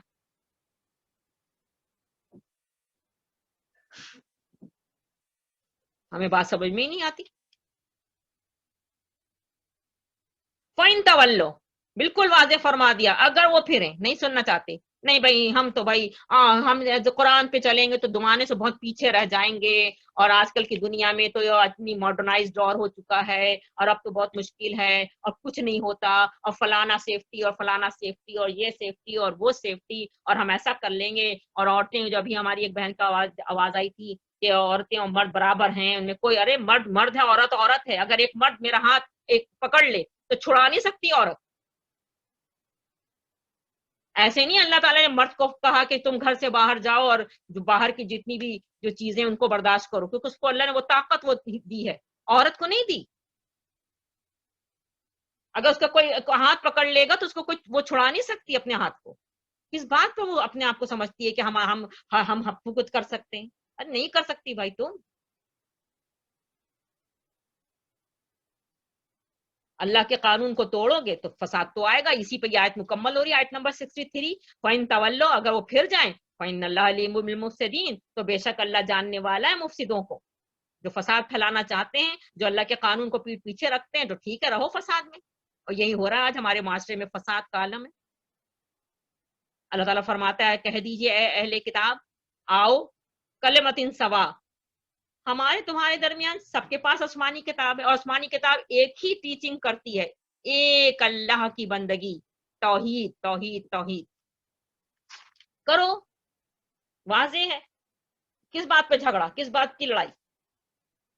ایک اللہ ہے اور ہم سب اس کی مخلوق ہیں, ہمارا کام اس کی بندگی کرنا, ہم اس کے ساتھ کسی کو شریک نہ بنائیں. اور یہاں پہ جس شرک کی بات ہو رہی ہے وہی علماء دین کی, علماء دین کو ارباب من دون اللہ, کہ انہوں نے جو حلال کیا اس کو حلال اور حرام ان کی بنائی ہوئی طریقہ کار کو اپنی زندگی کا حصہ بنایا ہوا ہے. تو یہاں پہ اسپیشلی آیا اس لیے کہ ان کے جو علماء دین تھے انہوں نے پوری, یعنی پورا ابن کثیر نے اس کو ڈیٹیل میں دیا ہے کہ 300 سال تک, یعنی 300 سال تک حضرت عیسیٰ علیہ السلام کے بعد, حضرت عیسیٰ علیہ السلام جو دین لے کر آئے تھے اسی کو لوگوں نے فالو کیا. لیکن یونان کے بادشاہوں میں سے ایک بادشاہ جس کا نام قسطنطین تھا, اس نے اس دین کو بگاڑنے کے لیے مختلف قسم کی باتیں دین میں ڈال دیں, اور بہت زیادہ تحریف کی, اور بہت زیادہ تغیر کر کے اس دین کی شکل ہی بدل ڈالی. بہت سے قانون خود سے ایجاد کر لیے, سور کو حلال کر دیا. اسی کے کہنے سے جو تھے یہ مشرق کی طرف کر کے اپنی عبادات کرنے لگے, ایسٹ کی طرف رخ کر کے. اسی نے اپنی عبادت گاہوں میں, گرجاؤں وغیرہ میں تصویریں بنوانی شروع کر دی. اسی نے اپنے ایک گناہ کو, جو اس سے گناہ ہوا تھا, اس کو چکر میں اس نے روزے جو تھے ان میں 10 روزے بڑھا دیے. یعنی اگر دیکھا جائے تو اس قسطنطین نے اپنے زمانے میں حضرت عیسیٰ علیہ السلام نے جو دین تھا جس کو لوگ فالو کر رہے تھے اس کی شکل ہی بگاڑ دی. اور یہی بات کرتے ہیں لوگ اپنے اپنے فنڈ حاصل کرنے کے لیے, اپنے اپنے نام کو, اپنے اپنے جھنڈے کو بلند کرنے کے لیے ایک نئی بات داخل کر دو, ایک نئی بات داخل کر دو. دین کو چوچو کا مربع بنا دیتے ہیں. اصل دین تو قرآن میں چھپا ہوا ہے, وہ کوئی پڑھتا نہیں ہے, اس کو کوئی, اس کے لیے تو کہہ ہی دیا گیا ہے کہ جب تک آپ کے پاس 14 علوم نہ ہو آپ قرآن سمجھ ہی نہیں سکتے. تو اب تو لوگوں کو دوری کر دیا گیا قرآن سے یہ کہہ کر, ایک عام آدمی قرآن نہیں سمجھ سکتا, سب اس کو ہٹا دیا گیا قرآن سے. قرآن کا پڑھنا کیا ہے, 2-3 طریقے ہم نے ایجاد کر لیے. بے سمجھے پڑھنا, کہ ہم کہہ دیا 14 علوم نہیں ہوں گے کیسے سمجھیں گے, سمجھ ہی نہیں سکتا ایک عام آدمی. اور اگر وہ سمجھنے کی کوشش گمراہ ہو جائے گا تو وہ قرآن سمجھ ہی نہیں سکتا, اس کو قرآن سے دور کر دو, صرف عربی پڑھ لے. آج تک ہم دنیا کی کوئی بھی کام بغیر سمجھے کرتے ہیں, واحد ایک دین کا کام بغیر سمجھے دین کی کتاب پڑھ رہے ہیں, نمبر 1. نمبر 2, دین کی کتاب کو یعنی قرآن کو اپنی زندگی میں شامل کرنے کے لیے ایسے طریقے, ایسے رسمیں ایجاد کر لیں کہ کوئی مسئلہ ہو, کوئی خواہش پوری ہو جائے, بیٹا بیٹی کی شادی بیاہ ہو رہی ہو, یا کوئی مر جائے, میت ہو جائے, تو بس لوگوں کو جمع کر کے قرآن پڑھوا لو. پڑھو بھی نہیں, پڑھوا لو. قرآن پڑھ لیا, قرآن کا حق ادا ہو گیا, ہم نے اپنی زندگی میں شامل تو رکھا ہوا ہے قرآن کو. اور کر سارے وہی کام رہے ہیں جو کافرانہ قرآن سے ہٹ کے, بالکل اللہ کی شریعت سے ہٹ کے. یہ ہے آج ہم لوگوں کا طریقہ, یہ کر رہے ہیں آج ہم لوگ. شرک اور بدعت جو ابھی پیچھے سے ہم پوری بات کرتے چلے آ رہے ہیں کہ اپنی مرضی کی باتیں, یعنی ایسی باتوں کے پیچھے پڑنا, خوب خوب بدعت رسوم اور رواج کے نام پہ داخل کر دینا, لوگ اسی کو دین سمجھ کے عمل کرتے رہے, اور اسی کو دین. سال کے 12 مہینے ہمارے یہی کام ہوتا ہے. محرم میں کیا ہوتا ہے, سفر میں کیا ہوتا ہے, ربیع الاول میں کیا ہوتا ہے, 11ویں کے مہینے میں کیا ہوتا ہے, پھر رجب میں کیا ہوتا ہے, اور شعبان میں کیا ہوتا ہے. پورا ذرا مہینوں کو نکال لیجئے, سارے ہر مہینے میں ہم نے بنایا ہوا ہے رسم, اس کو دین سمجھتے ہیں, وہی کر رہے ہیں اپنا. اور اللہ کی کتاب جو اصل دین ہے اس سے دور ہے, اس کو تو ہمیں پتہ ہی نہیں کہ دین کیا ہے. اسی لیے اتنا فتنہ و فساد کا عالم ہے کہ پورا معاشرہ جو ہے بالکل ختم ہو چکا ہے. کس کس بات پہ آدمی روئے گا اور دکھی ہوگا. اللہ اکبر. बेशुमार ये तफासिर मेरे पास अभी खुली पड़ी है, इसमें तदब्बुर भी है, मारिफुल कुरान भी है, तहसील कुरान भी है, जूनागढ़ी साहब का भी है, अल्लामा इब्ने कसीर के इब्ने कसीर भी है, तफहीमुल, सब की ये निचोड़ है जो मैं आपके सामने अभी बता रही थी बात। बेचारी इन मुफस्सरीन, मैं तो इनके लिए बहुत दुआ गो रहती हूँ, बड़ी मेहनत की है। जब भी मैंने उस दफा कहा था कि तो हलवा है हमारे सामने, हम इसको पढ़ते हैं, इसको समझते हैं, थोड़ा टाइम लगाते हैं और कैसी कैसी बातें खुल के सामने आती हैं। लेकिन हमारे पास दुनिया जहान के कामों पे पैसा खर्च करने के लिए पैसा है। महंगे से अभी लेटेस्ट मॉडल फोन का आ जाएगा, हम फोन फौरन खरीदेंगे, टीवी खरीदेंगे, सोफे खरीदेंगे, बल्कि इवन अब तो घर बने बनाए तुड़वा के नए फैशन के बन रहे हैं, किचन तुड़वा के बन रहे हैं, सब पे पैसे खूब खर्च होंगे। लेकिन हम एक किताब पे पैसा नहीं, एक तफसीर पे नहीं खर्च करते। हालांकि ये तफसीर हमें कितनी कितनी आयातें हमारे सामने, कैसी कितना बड़ी नेमत है ये। हम जितना भी इन मुफस्सिर कुरान जितने भी हैं, इनके लिए दुआएं अल्लाह ताला से रहमत करें, कम है कि अल्लाह इनको अपनी जवान रहम में जगह अता फरमाए। इनको इन्होंने बड़ी मेहनतें की, पूरी पूरी जिंदगियां इन्होंने लगाई हैं इस पर, और हम फिर भी इनसे फायदा नहीं उठाते। आज हम जिस मुआशरे में जिंदा हैं, ये तो डेड सोसाइटी है। आपने फरमाया अलल है वलल ईमान, जिसमें हया नहीं उसमें ईमान नहीं। हया का रूट ही वर्ड हाया या हाई, हाई कहते हैं जिंदगी को, और जिंदा मुआशरा है ही नहीं हमारा। We all live in a dead society. इसलिए रोना आता है समटाइम्स। मैं जितना ये कुरान पढ़ती हूँ तो मैं सोचती हूँ कि मालिक कहाँ जाए इंसान, इन फितनों से, इन परेशानियों से, इन मसाइल से कैसे बचा जाए, किस तरह, जो इर्द गिर्द हमें नजर आ रहे हैं। ये वही वक्त है कि अपनी ईमान बचाने के लिए पहाड़ियों पे निकल। तो आप तो फिर भी सुनना चाह रहे हैं ये बात, थोड़ा सा 1-1.5 घंटा निकाल के कि हम सुनना लोग तो सुनना भी नहीं चाहते। कौन सुनना चाहता है इन बातों को? हर कोई दौड़े चले जा रहे हैं, इस जिंदगी की जो है बस उसमें दौड़ रहे हो, जमा कर रहे हो, ये बना लो, वो बना लो, ये कर लो, वो कर लो, ये सुना दो उसको, वो सुना दो, उससे ये डिमांड करो, उससे ये डिमांड करो, किस तरह वहां से ये कर सकते हैं, किस तरह, बस सारी अपनी अकल को इन्हीं कामों में उलझा के रखा हो, इन्हीं बातों में उलझा के रखा। किसको फिक्र है मौत की, और किसको फिक्र है खबर की, और किसको फिक्र है आखिरत की, और किसको फिक्र है अपने रब की रजा की काम करने की? भाई ये तो अल्लाह की किताब हमें समझ देती है। जितना अल्लाह की किताब पढ़ो तो समझ में आता है कि वाकई जिंदगी बड़ी मुख्तसर है इस किताब अल्लाह को समझने के। ये तो अल्लाह की रहमत है हम लोगों पे कि अल्लाह ने हमारे सामने किताब को अपनी खोल दिया कि पढ़, इसको समझ। दुआ करती हूँ अल्लाह ताला सबको इसकी समझ दे दे, आमीन सुम्मा आमीन। हम दुआ ही कर सकते हैं, हम क्या कर सकते हैं? किसको शौक है आज इस नसीहत को सुनने का और अल्लाह की किताब? मैं तो दुआ अपने औलाद के लिए करती हूँ। आपको क्या बताऊं कि जिस तरह आपने मुझे कुरान पढ़ाया, अल्लाह मेरे औलाद को भी इसी तरह कुरान पढ़ा दे। क्योंकि जब कुरान को पढ़ो तो अंदाजा होता है कि कितनी बड़ी अल्लाह की रहमत है जो अल्लाह ने हमें नवाजा है। आज इस रहमत से हमने अपने आप को खुद दूर कर लिया, तो फिर परेशान भी, दिलों से सुकून खत्म, सुकून नाम की चीज ही नहीं।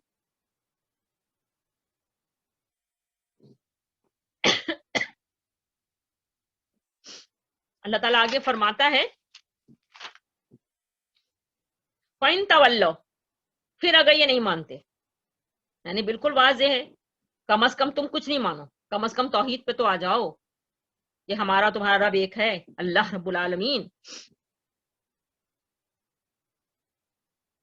और ये हकीकत है, सही लिखा अमीन हसन इस्लाही साहब ने शायद की तफसीर में कि जो अपने आप को अपने रब के हवाले कर दे, सही मानों में महविद बन जाए, यही असल इस्लाम है।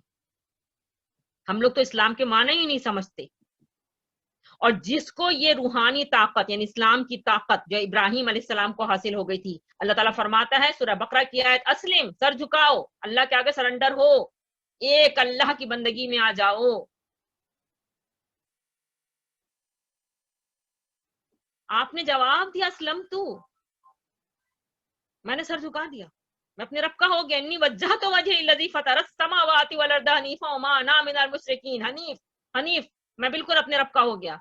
अब मैं किसी की तरफ नहीं सर झुकाऊंगा, किसी की तरफ रुख नहीं करूंगा, किसी का कहना नहीं मानूंगा, किसी का हलाल हराम नहीं, सिर्फ अपने रब की बंदगी में मैं आ गया। उन्होंने तौहीद का मजा चख लिया, और जो तौहीद का मजा चख ले وہ تو پھر اللہ سے جڑ جاتا ہے.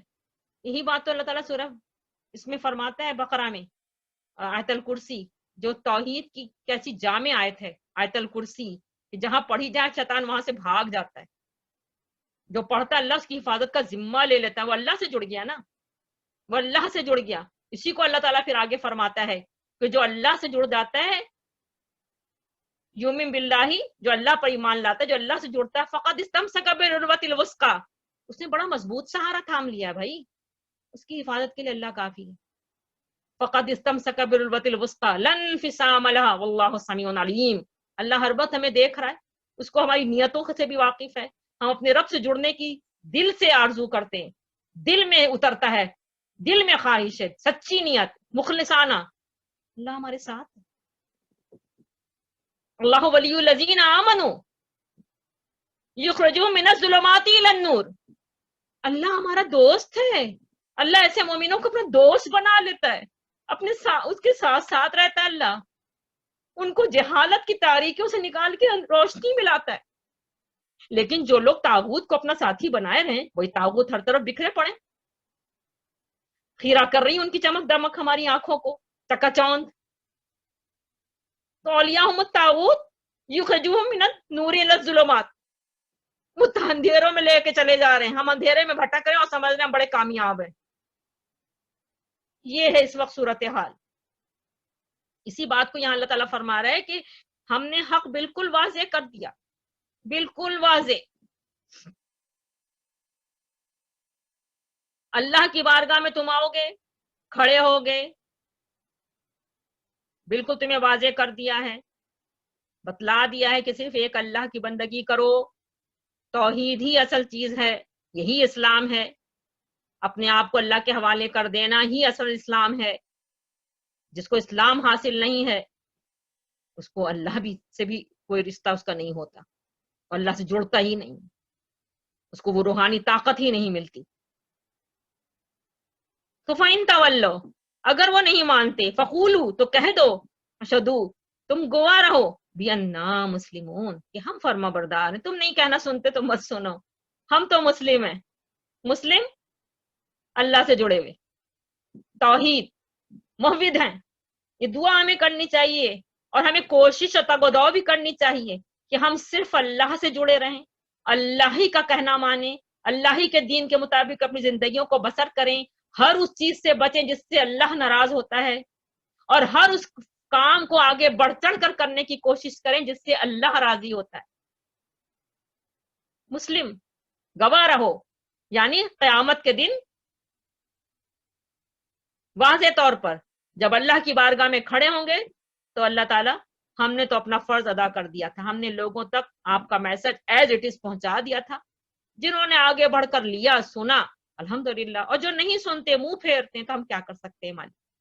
ہم تو مسلم ہیں، ہم تو فرما بردار ہیں اپنے رب کی، ہم نے تو اپنے آپ کو اپنے رب کے حوالے کر دیا. وہ ایک سجدہ جسے تو گراں سمجھتا ہے، 1000 سجدوں سے دیتا ہے آدمی کو نجات.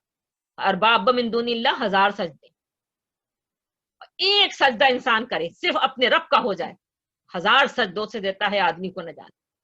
یہی بات علامہ اقبال نے ایک جگہ اور کہی ہے،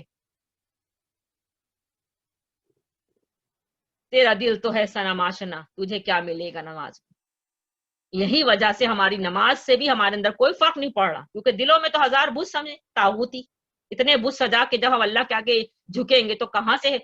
پہلے اندر کو پاک تو کرو، اجلا تو بناؤ، صاف تو کرو، ساری میل کچیل تو ہٹاؤ. جب اندر اجلا ہوگا، پاک صاف ہوگا، اور صرف ایک رب کی محبت اس کے اندر ہوگی.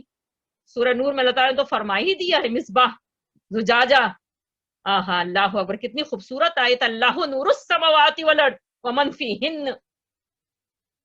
جو اس نور کو اپنے اندر لے لیتا ہے، اپنے دل کو اندر سے چمکا لیتا ہے، ہر طرح کی میل کچیل گندگی سے پاک کر لیتا ہے. سبحان اللہ، بِأَنَّا مُسْلِمُونَ. یہی دعا ہے اپنے لیے، سب کے لیے، اپنے اولادوں کے لیے، کل مومنین اور مسلمین کے. اللہ تعالیٰ ان کو سب کو اس کی سمجھ دے. ہم صرف اپنے ایک رب کی عبادت کریں، اس سے جڑ جائیں، اس کے ہی فرمان کے مطابق زندگیوں کو بسر کریں. آمین ثم آمین.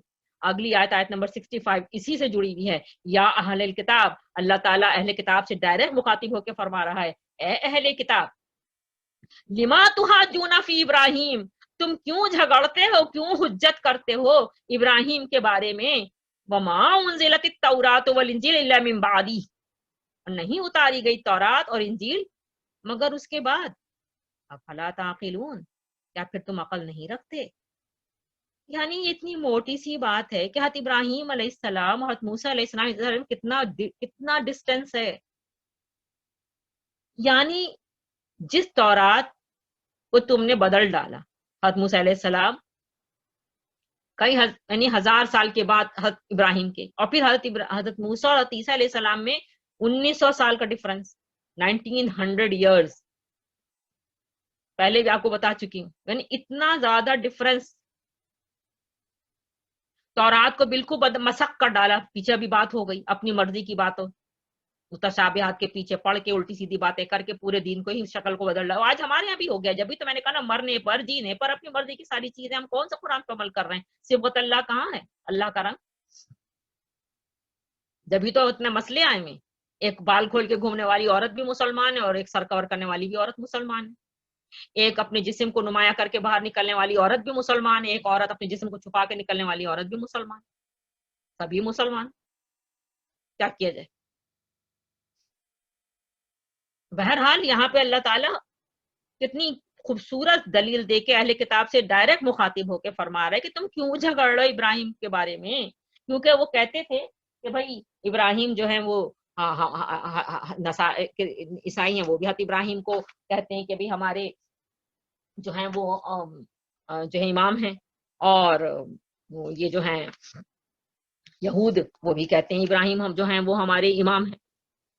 تو اللہ تعالیٰ نے اس کو یہاں جواب دیا ہے کہ حضرت ابراہیم علیہ السلام، چونکہ حضرت اسرائیل یعنی حضرت اسحاق علیہ السلام اور بنی اسماعیل کون ہے؟ حضرت اسماعیل علیہ السلام سے جو نسل چلی، تو ظاہر بات ہے یہود ہوں چاہے نصارہ ہوں، اور پھر عرب میں جو مشرکین تھے وہ بھی تو ان کے جد اعلیٰ حضرت اسماعیل علیہ السلام تھے، تو وہ انہی سے جوڑتے تھے. ابراہیم علیہ السلام تھے. تو اگر ہم یہود کو دیکھیں، نصارہ کو دیکھیں، مشرکین مکہ کو دیکھیں، سب کے سب اپنے آپ کو جوڑتے کس سے تھے؟ حضرت ابراہیم سے.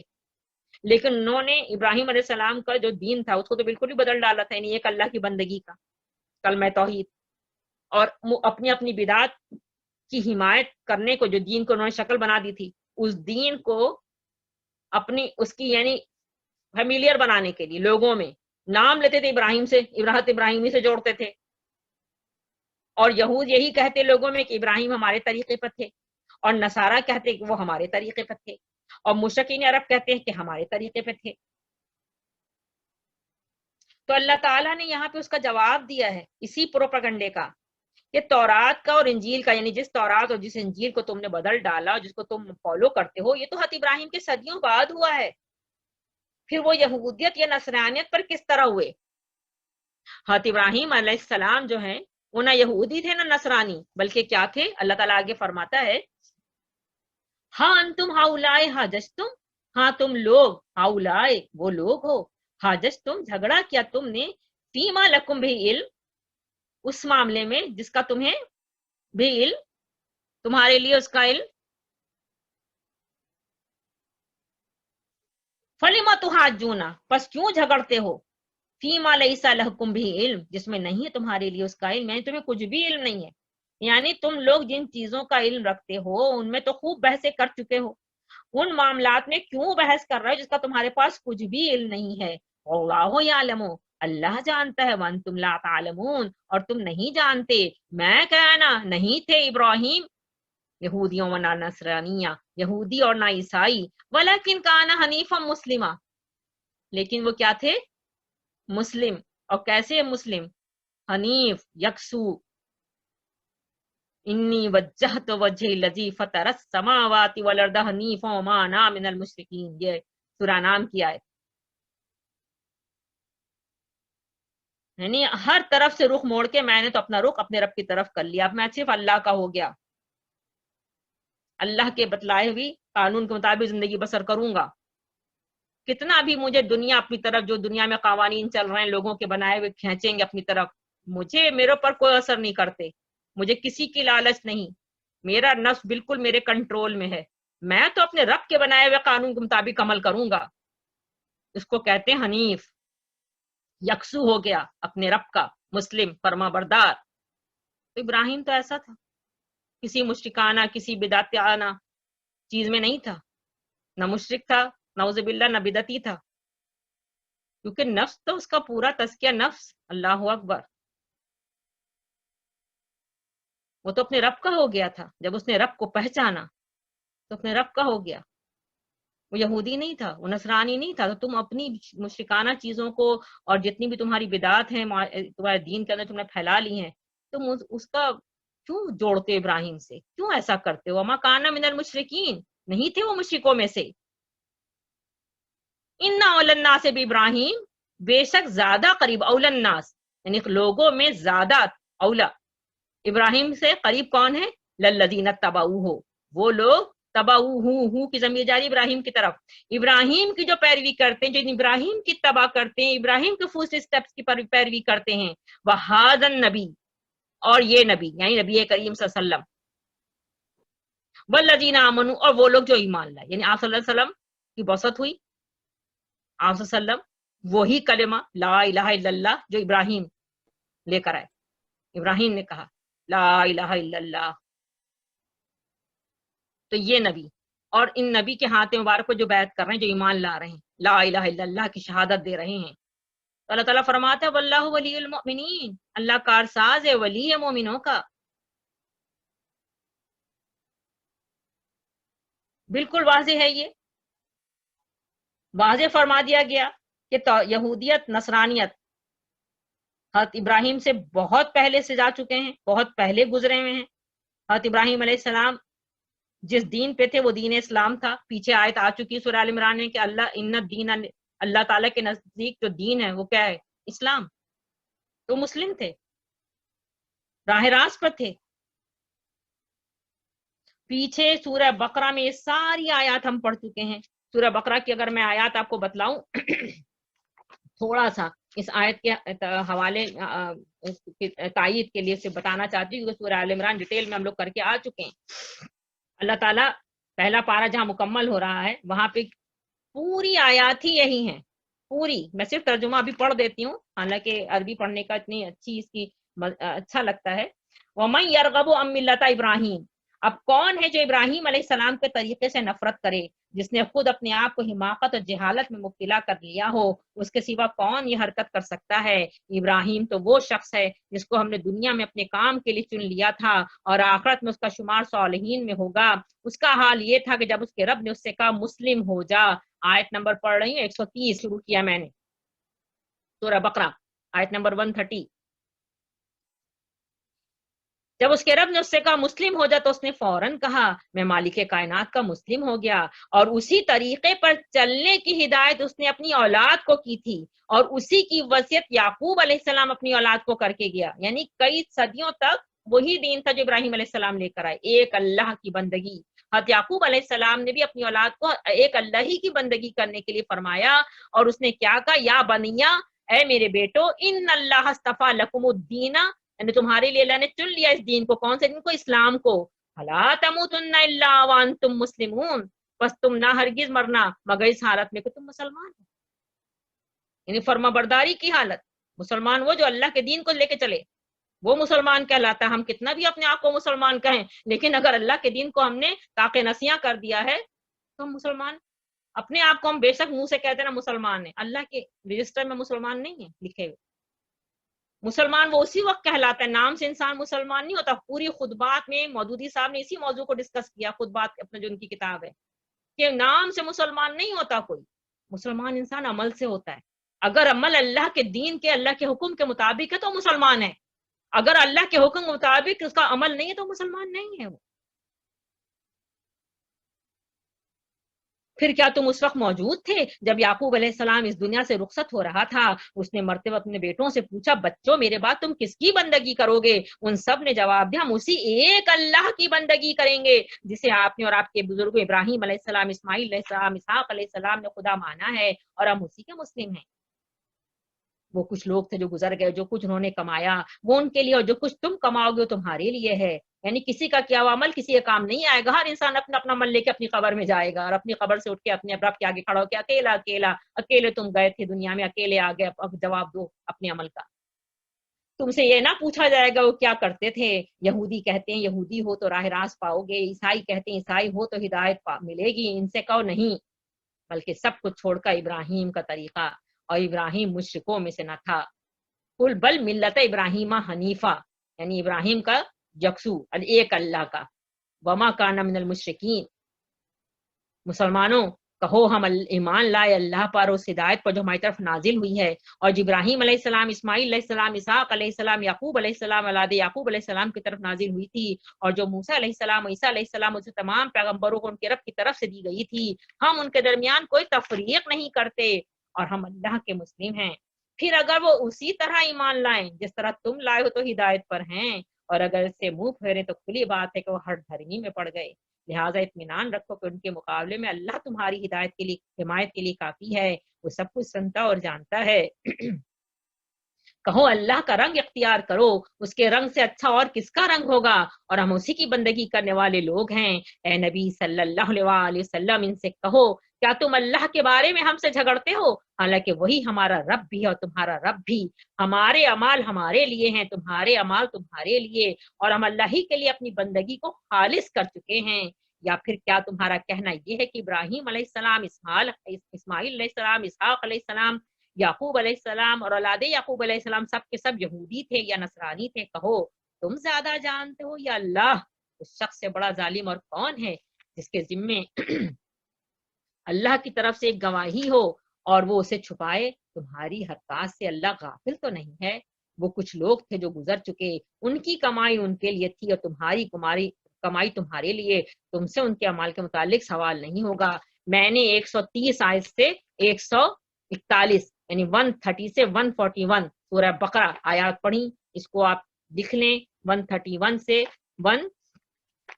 130 سے 141 تک, 130 سے 141 یعنی 11 آیتیں کا ترجمہ میں نے ابھی آپ کے سامنے پڑھا ہے.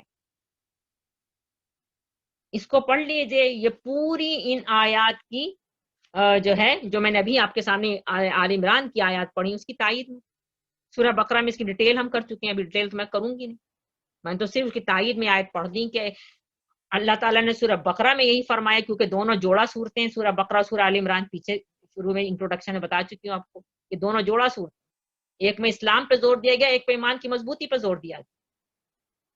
اللہ تعالیٰ آگے فرماتا ہے وَدَّتْ طَائِفَةٌ مِّنْ أَهْلِ الْكِتَابِ,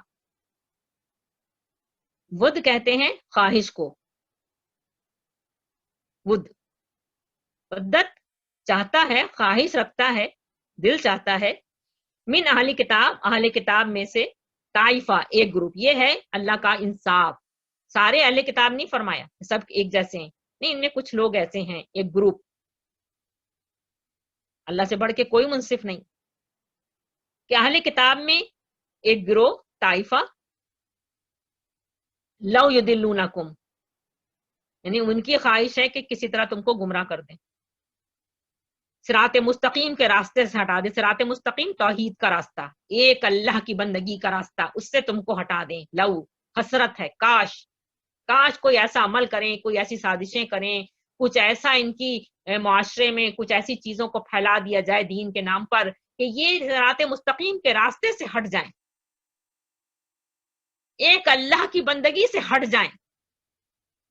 اور یہ ہے, یہ اگلے درس میں انشاءاللہ میں اس کو ڈسکس کروں گی. آپ خود بھی سوچئے گا, ہم تو بالکل اینڈ آف ٹائم میں, پیچھے سے اگر سینچریز آفٹر سینچریز غور کریں تو جو حالات اس وقت مسلم معاشرے کی, جو مسلم معاشرہ کہتا ہے وہ مسلم معاشرہ ہے نہیں, بالکل ہی اللہ کی کتاب سے ہٹ گئے. تو ہماری کوشش ہے کہ ہم کوشش کرتے ہیں کہ اللہ کی کتاب کو پڑھیں, سمجھیں, اس مطابق عمل کریں, لیکن آپ نہیں دیکھتے.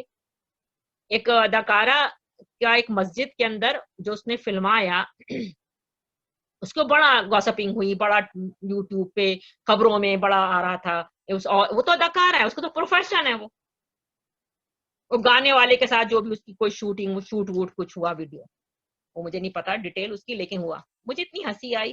میں یہ خبریں ہر گھر میں سنی جاتی ہیں, تو میں نے اپنے گھر میں کیا بولا, میں نے کہا یہ پاکستان میں تو ابھی تک ٹرینڈ نہیں ہوا ہے مساجد کے اندر نکاح ہونے کا, ابھی تک اسٹل نہیں ہوا ہے.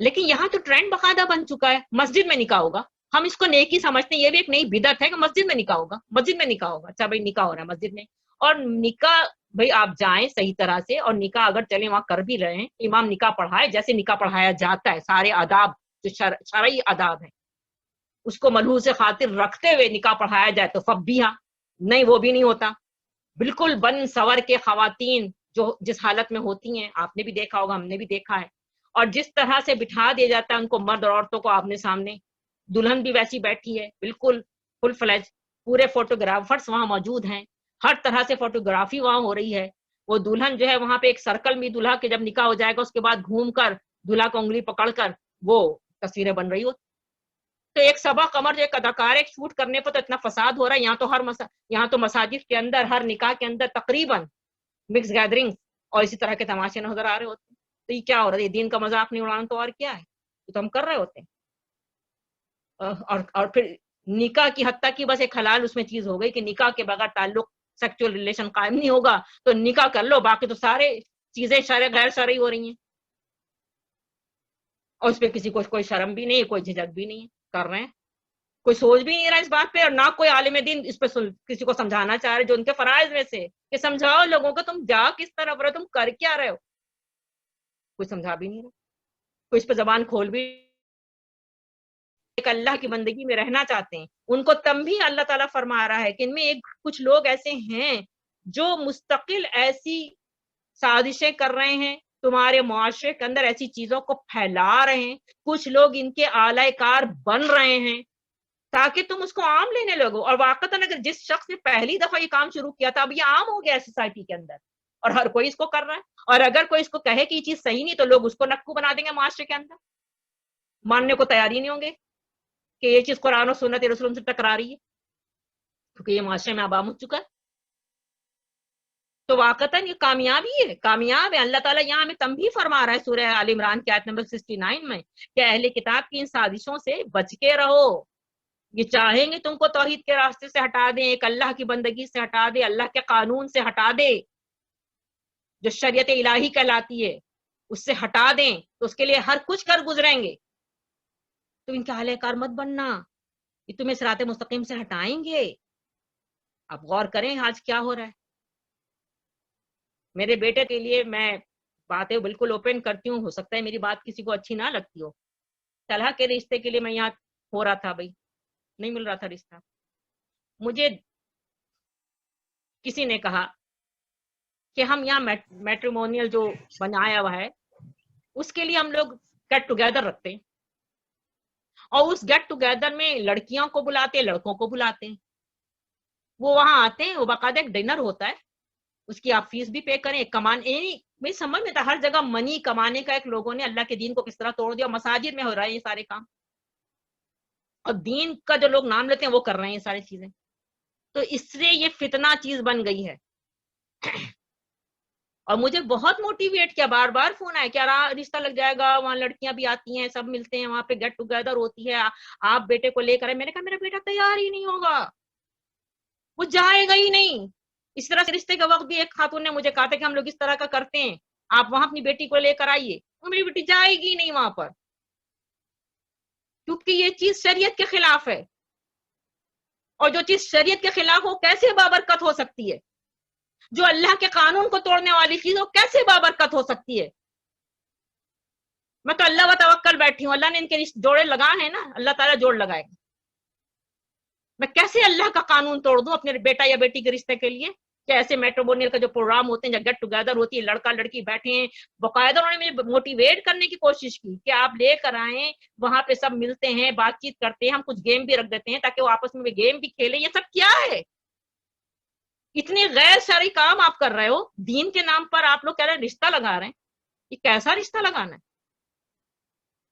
یہ تو اللہ کے قانون کو کھلے عام ببا کے دھول توڑنا ہے، اور کوئی ایسا نہیں جس پہ آواز اٹھائے، میں نے تو منع کر دیا، اور اللہ کا شکر ہے اللہ تعالیٰ نے شادی کروا دی، اللہ تعالیٰ سے دعا کرتی ہوں اللہ تعالیٰ ان لوگوں کو خیر پر بھلائی پہ اکٹھا کرے، کامیاب ہوں، خوش رہیں، آمین ثم آمین، آپ لوگوں سے بھی دعاؤں کی طالب ہوں، لیکن میرے مالک کا بڑا احسان ہے کہ اس نے میری نفس کو اتنی مضبوطی دی کہ میں ایسے غیر شرعی کام میں شریک نہیں ہوں گی، جو ہی سرے سے اس کی بیس ہی غلط ہے. کوئی اس پہ بولنے والا نہیں. کوئی تو بولے کہ یہ چیز غلط ہے, یہ اللہ کی دین سے شریعت سے ٹکراتی ہے. اللہ تعالیٰ یہاں فرما رہا ہے, یہ آیت 69 اور 70 ہم اگلی دفعہ پھر اس کو لے کے چلیں گے انشاءاللہ. بہت اہم آیت ہے کیونکہ بالکل بھٹک چکے ہیں. لا یضلونکم, گمراہ کر دیں, یعنی صراط مستقیم کے راستے سے ہٹا کے گمراہی کے راستے پہ ڈال دیں. وما یضلون الا انفسهم, اور نہیں گمراہ کریں گے الا انفسهم مگر اپنے آپ کو. وما یشعرون, اور وہ نہیں جانتے. یا اہل کتاب, اے اہل کتاب, لما تکفرون بآیات اللہ, تم کیوں انکار کرتے ہو اللہ کی آیات کا. وانتم تشہدون, اور تم گواہ ہو کس بات پہ, کہ تمہارے پاس تو خود آسمانی کتاب موجود ہے, 10 کمانڈمنٹس تورات, تمہارے پاس کتاب اللہ کی موجود ہے, تمہیں پتا ہے کہ اللہ کیا فرماتا ہے. تو تم اللہ کی آیات کو جانتے بوجھتے جو ہے یہ کرتے ہو. یعنی 69 آیت میں اللہ تعالیٰ مسلمانوں کو تنبیہ فرما رہے ہیں, اور آیت نمبر 70 میں اللہ تعالیٰ اہل کتاب کو سرزنش فرما رہے ہیں کہ تم اللہ کی آیات کا انکار کیوں کرتے ہو بھائی. تمہیں اللہ کی جبکہ آیات کی پہچان موجود ہے, تمہارے پاس آسمانی کتاب موجود ہے. یا اہل کتاب, اے اہل کتاب, لما تلبسون الحق, کیوں خلط ملط کرتے ہو. تلبسون لبس سے ہے, خلط ملط کرنا, ملانا. الحق بالباطل, سچ کو جھوٹ کے ساتھ, حق کو باطل کے ساتھ کیوں ملاتے ہو. یعنی حق اور باطل کو ایسا گڑمٹ کر دینا کہ انسان کنفیوز ہو جائے. آج ہماری جنریشن, ہمارے بعد جو ہمارے بچے ہیں, یعنی ہماری جو جنریشن ہے, وہ کنفیوزڈ ہے, اس لیے کہ اتنا حق اور باطل گڑمڑ ہو گیا, وہ کنفیوز ہے, اس کو سمجھ نہیں آ رہا حق کیا اور باطل کیا. یہ صورتحال ہے. وَتَكْتُمُونَ الْحَقَّ وَأَنْتُمْ تَعْلَمُونَ, اور چھپاتے ہو تم حق کو اور تم جانتے ہو. یعنی تمہیں پتا ہے کہ حق کیا ہے, تمہیں معلوم ہے, لیکن تم نے اپنے مقاصد کو, اپنے نفس کی ساری خواہشات کو پورا کرنے کے لیے اللہ کی کتاب میں خوب تحریف کیا, اس کو مسخ کر ڈالا, جس کی وجہ سے حق اور باطل میں امتیاز پیدا کرنا مشکل ہو گیا کہ حق کیا ہے اور باطل کیا. جیسے حضرت ابراہیم علیہ السلام جو حضرت اسماعیل علیہ السلام کو لے جا کے رکھتے ہیں مکہ میں, اور پھر وہاں پہ قربانی, تو وہ تھوڑی اس کو تم بنا دیا, وہ کہتے ہیں اسحاق کی قربانی ہوئی تھی, اسماعیل کی قربانی تھوڑی, وہ تو اسحاق کے کہتے ہیں عیسائی کی قربانی ہوئی. اسی طرح پہلا گھر جو بنا وہ بیت المقدس, وہ بیت اللہ کو مانتے ہی نہیں کہ بیت اللہ جو ہے اللہ کا پہلا گھر ہے, اور اس کا مقصد صرف یہی تھا کہ حضرت ابراہیم کا جو تعلق مکہ سے اور بیت اللہ سے ہے, کیونکہ ظاہر بات ہے پھر وہ مکمل ہوا پورا سلسلہ آپ صلی اللہ علیہ وسلم پر, اور آپ صلی اللہ علیہ وسلم کو ماننا نہیں تھا, آپ صلی اللہ علیہ وسلم پر ایمان لانا نہیں تھا, کیونکہ آپ صلی اللہ علیہ وسلم بنی اسماعیل میں سے ہیں, بنی اسرائیل میں سے نہیں ہیں. تو بالکل ہی ابراہیم علیہ السلام اور بیت اللہ سے بالکل ہی کاٹ دو, تاکہ یہ جوڑو ہی نہیں, اس میں اتنے شکوک پیدا کر دو کہ لوگ پریشان ہوں کہ کیا ہے صحیح. اور سوال ہوتا ہے کہ اسحاق کی قربانی ہوئی تھی یا اسماعیل کی ہوئی تھی, اتنا زیادہ شکوک پیدا کر دو. اور انتم تعلمون پہ آیت مکمل ہوتی, کیونکہ علماء جو تھے ان کو حقیقت پتہ, ان کو اچھی طرح معلوم تھا کہ آپ صلی اللہ علیہ وسلم اللہ کے رسول ہیں. وہ اپنی تحریفات سے بھی اچھی طرح واقف تھے کہ کون کون سی باتوں کو چینج کر دیا گیا اپنے مقاصد کے مطابق. انتم تعلمون, تم جانتے ہو, تمہیں پتہ ہے کہ حق کیا اور باطل کیا, تم نے جان بوجھ کی حرکت. بہت اہم یہ آیات ہیں, اللہ تعالیٰ سے دعا کرتے ہیں اللہ ہم کو سمجھ دے, کیونکہ اگر ان آیات پہ ہم امت مسلمہ کو اس وقت کریں تو قرآن کی تو حفاظت کا اللہ نے ذمہ لے لیا, تو قرآن تو اللہ حفاظت کا فرما رہے ہیں پھر رحمت سے. لیکن ہم نے قرآن کے لیے تو کہہ دیا کہ وہی سینچریز سے اب دیکھیں نا, کوئی سمجھ کے پڑھتے نہیں, عربی پتہ ہی نہیں, عربی ہماری لینگویج نہیں, پتہ نہیں, اور سمجھ کے ہم پڑھتے نہیں. پھر آج اس وقت جو فتنوں کا دور ہے تو ہم اتنے مصروف اپنے آپ کو دنیا میں کر لیا ہے کہ ہمارے پاس اللہ کی راہ پڑھنے کا ٹائم ہی نہیں. پھر اس کے آسان راستے ہمیں تلاش کر لیے کہ لوگ اکٹھا ہو جائیں, پڑھ لیں, کچھ پڑھ لیا ہو گیا, امام کے پیچھے جا کے نماز پڑھ لی, دین کا کام پورا ہو گیا. یعنی دین کو مساجد تک محدود کر دو, بس ہو گیا, گھروں میں نہیں لاؤ. گھر میں تو ہم ویسے ہی رہیں گے جس طرح دنیا میں جو قوانین بنے ان کے مطابق. تو اس سے اتنی اس وقت گڑمڑ ہو چکی ہیں چیزیں کہ ہماری جو کمنگ اپ جنریشن آ رہی, صحیح لکھا جیفری لینگ نے ایک کتاب کہ لوزنگ مائی ریلیجن, کہ ہماری جو کمنگ اپ جنریشن پیچھے سے اب آئے گی اس کو نہیں ہوگا کہ ہمارا دین کیا ہے. اس لیے اس وقت ہماری جنریشن, میری آپ کی, وہ بہت بڑی اس وقت اوپر سر پہ گٹھر ہے, بوجھ ہے, کہ ہمارا فرض ہے کہ ہم خود دین کو پڑھیں, سمجھیں, اپنے گھروں میں اس دین کو نافذ کریں, اپنے بچوں کو اس دین کے مطابق لے کے چلیں. یہ تو کل کو اللہ کی بارگاہ میں کھڑے ہوں گے, جواب دہی ہوگی کہ تم نے کیا کیا, اپنے بچوں کو کیا بنایا. اللہ تعالی ہم سب کو اس کی سمجھ دے دے. انشاءاللہ آگے ہم یہیں سے پڑھیں گے. وما علینا الا البلاغ وآخر دعوانا الحمدللہ رب العالمین. ربنا تقبل منا انك انت السميع العليم وتب علينا انك انت التواب الرحيم. سبحانك اللهم وبحمدك نشهد ان لا اله الا انت نستغفرك ونتوب اليك. السلام علیکم ورحمۃ اللہ وبرکاتہ.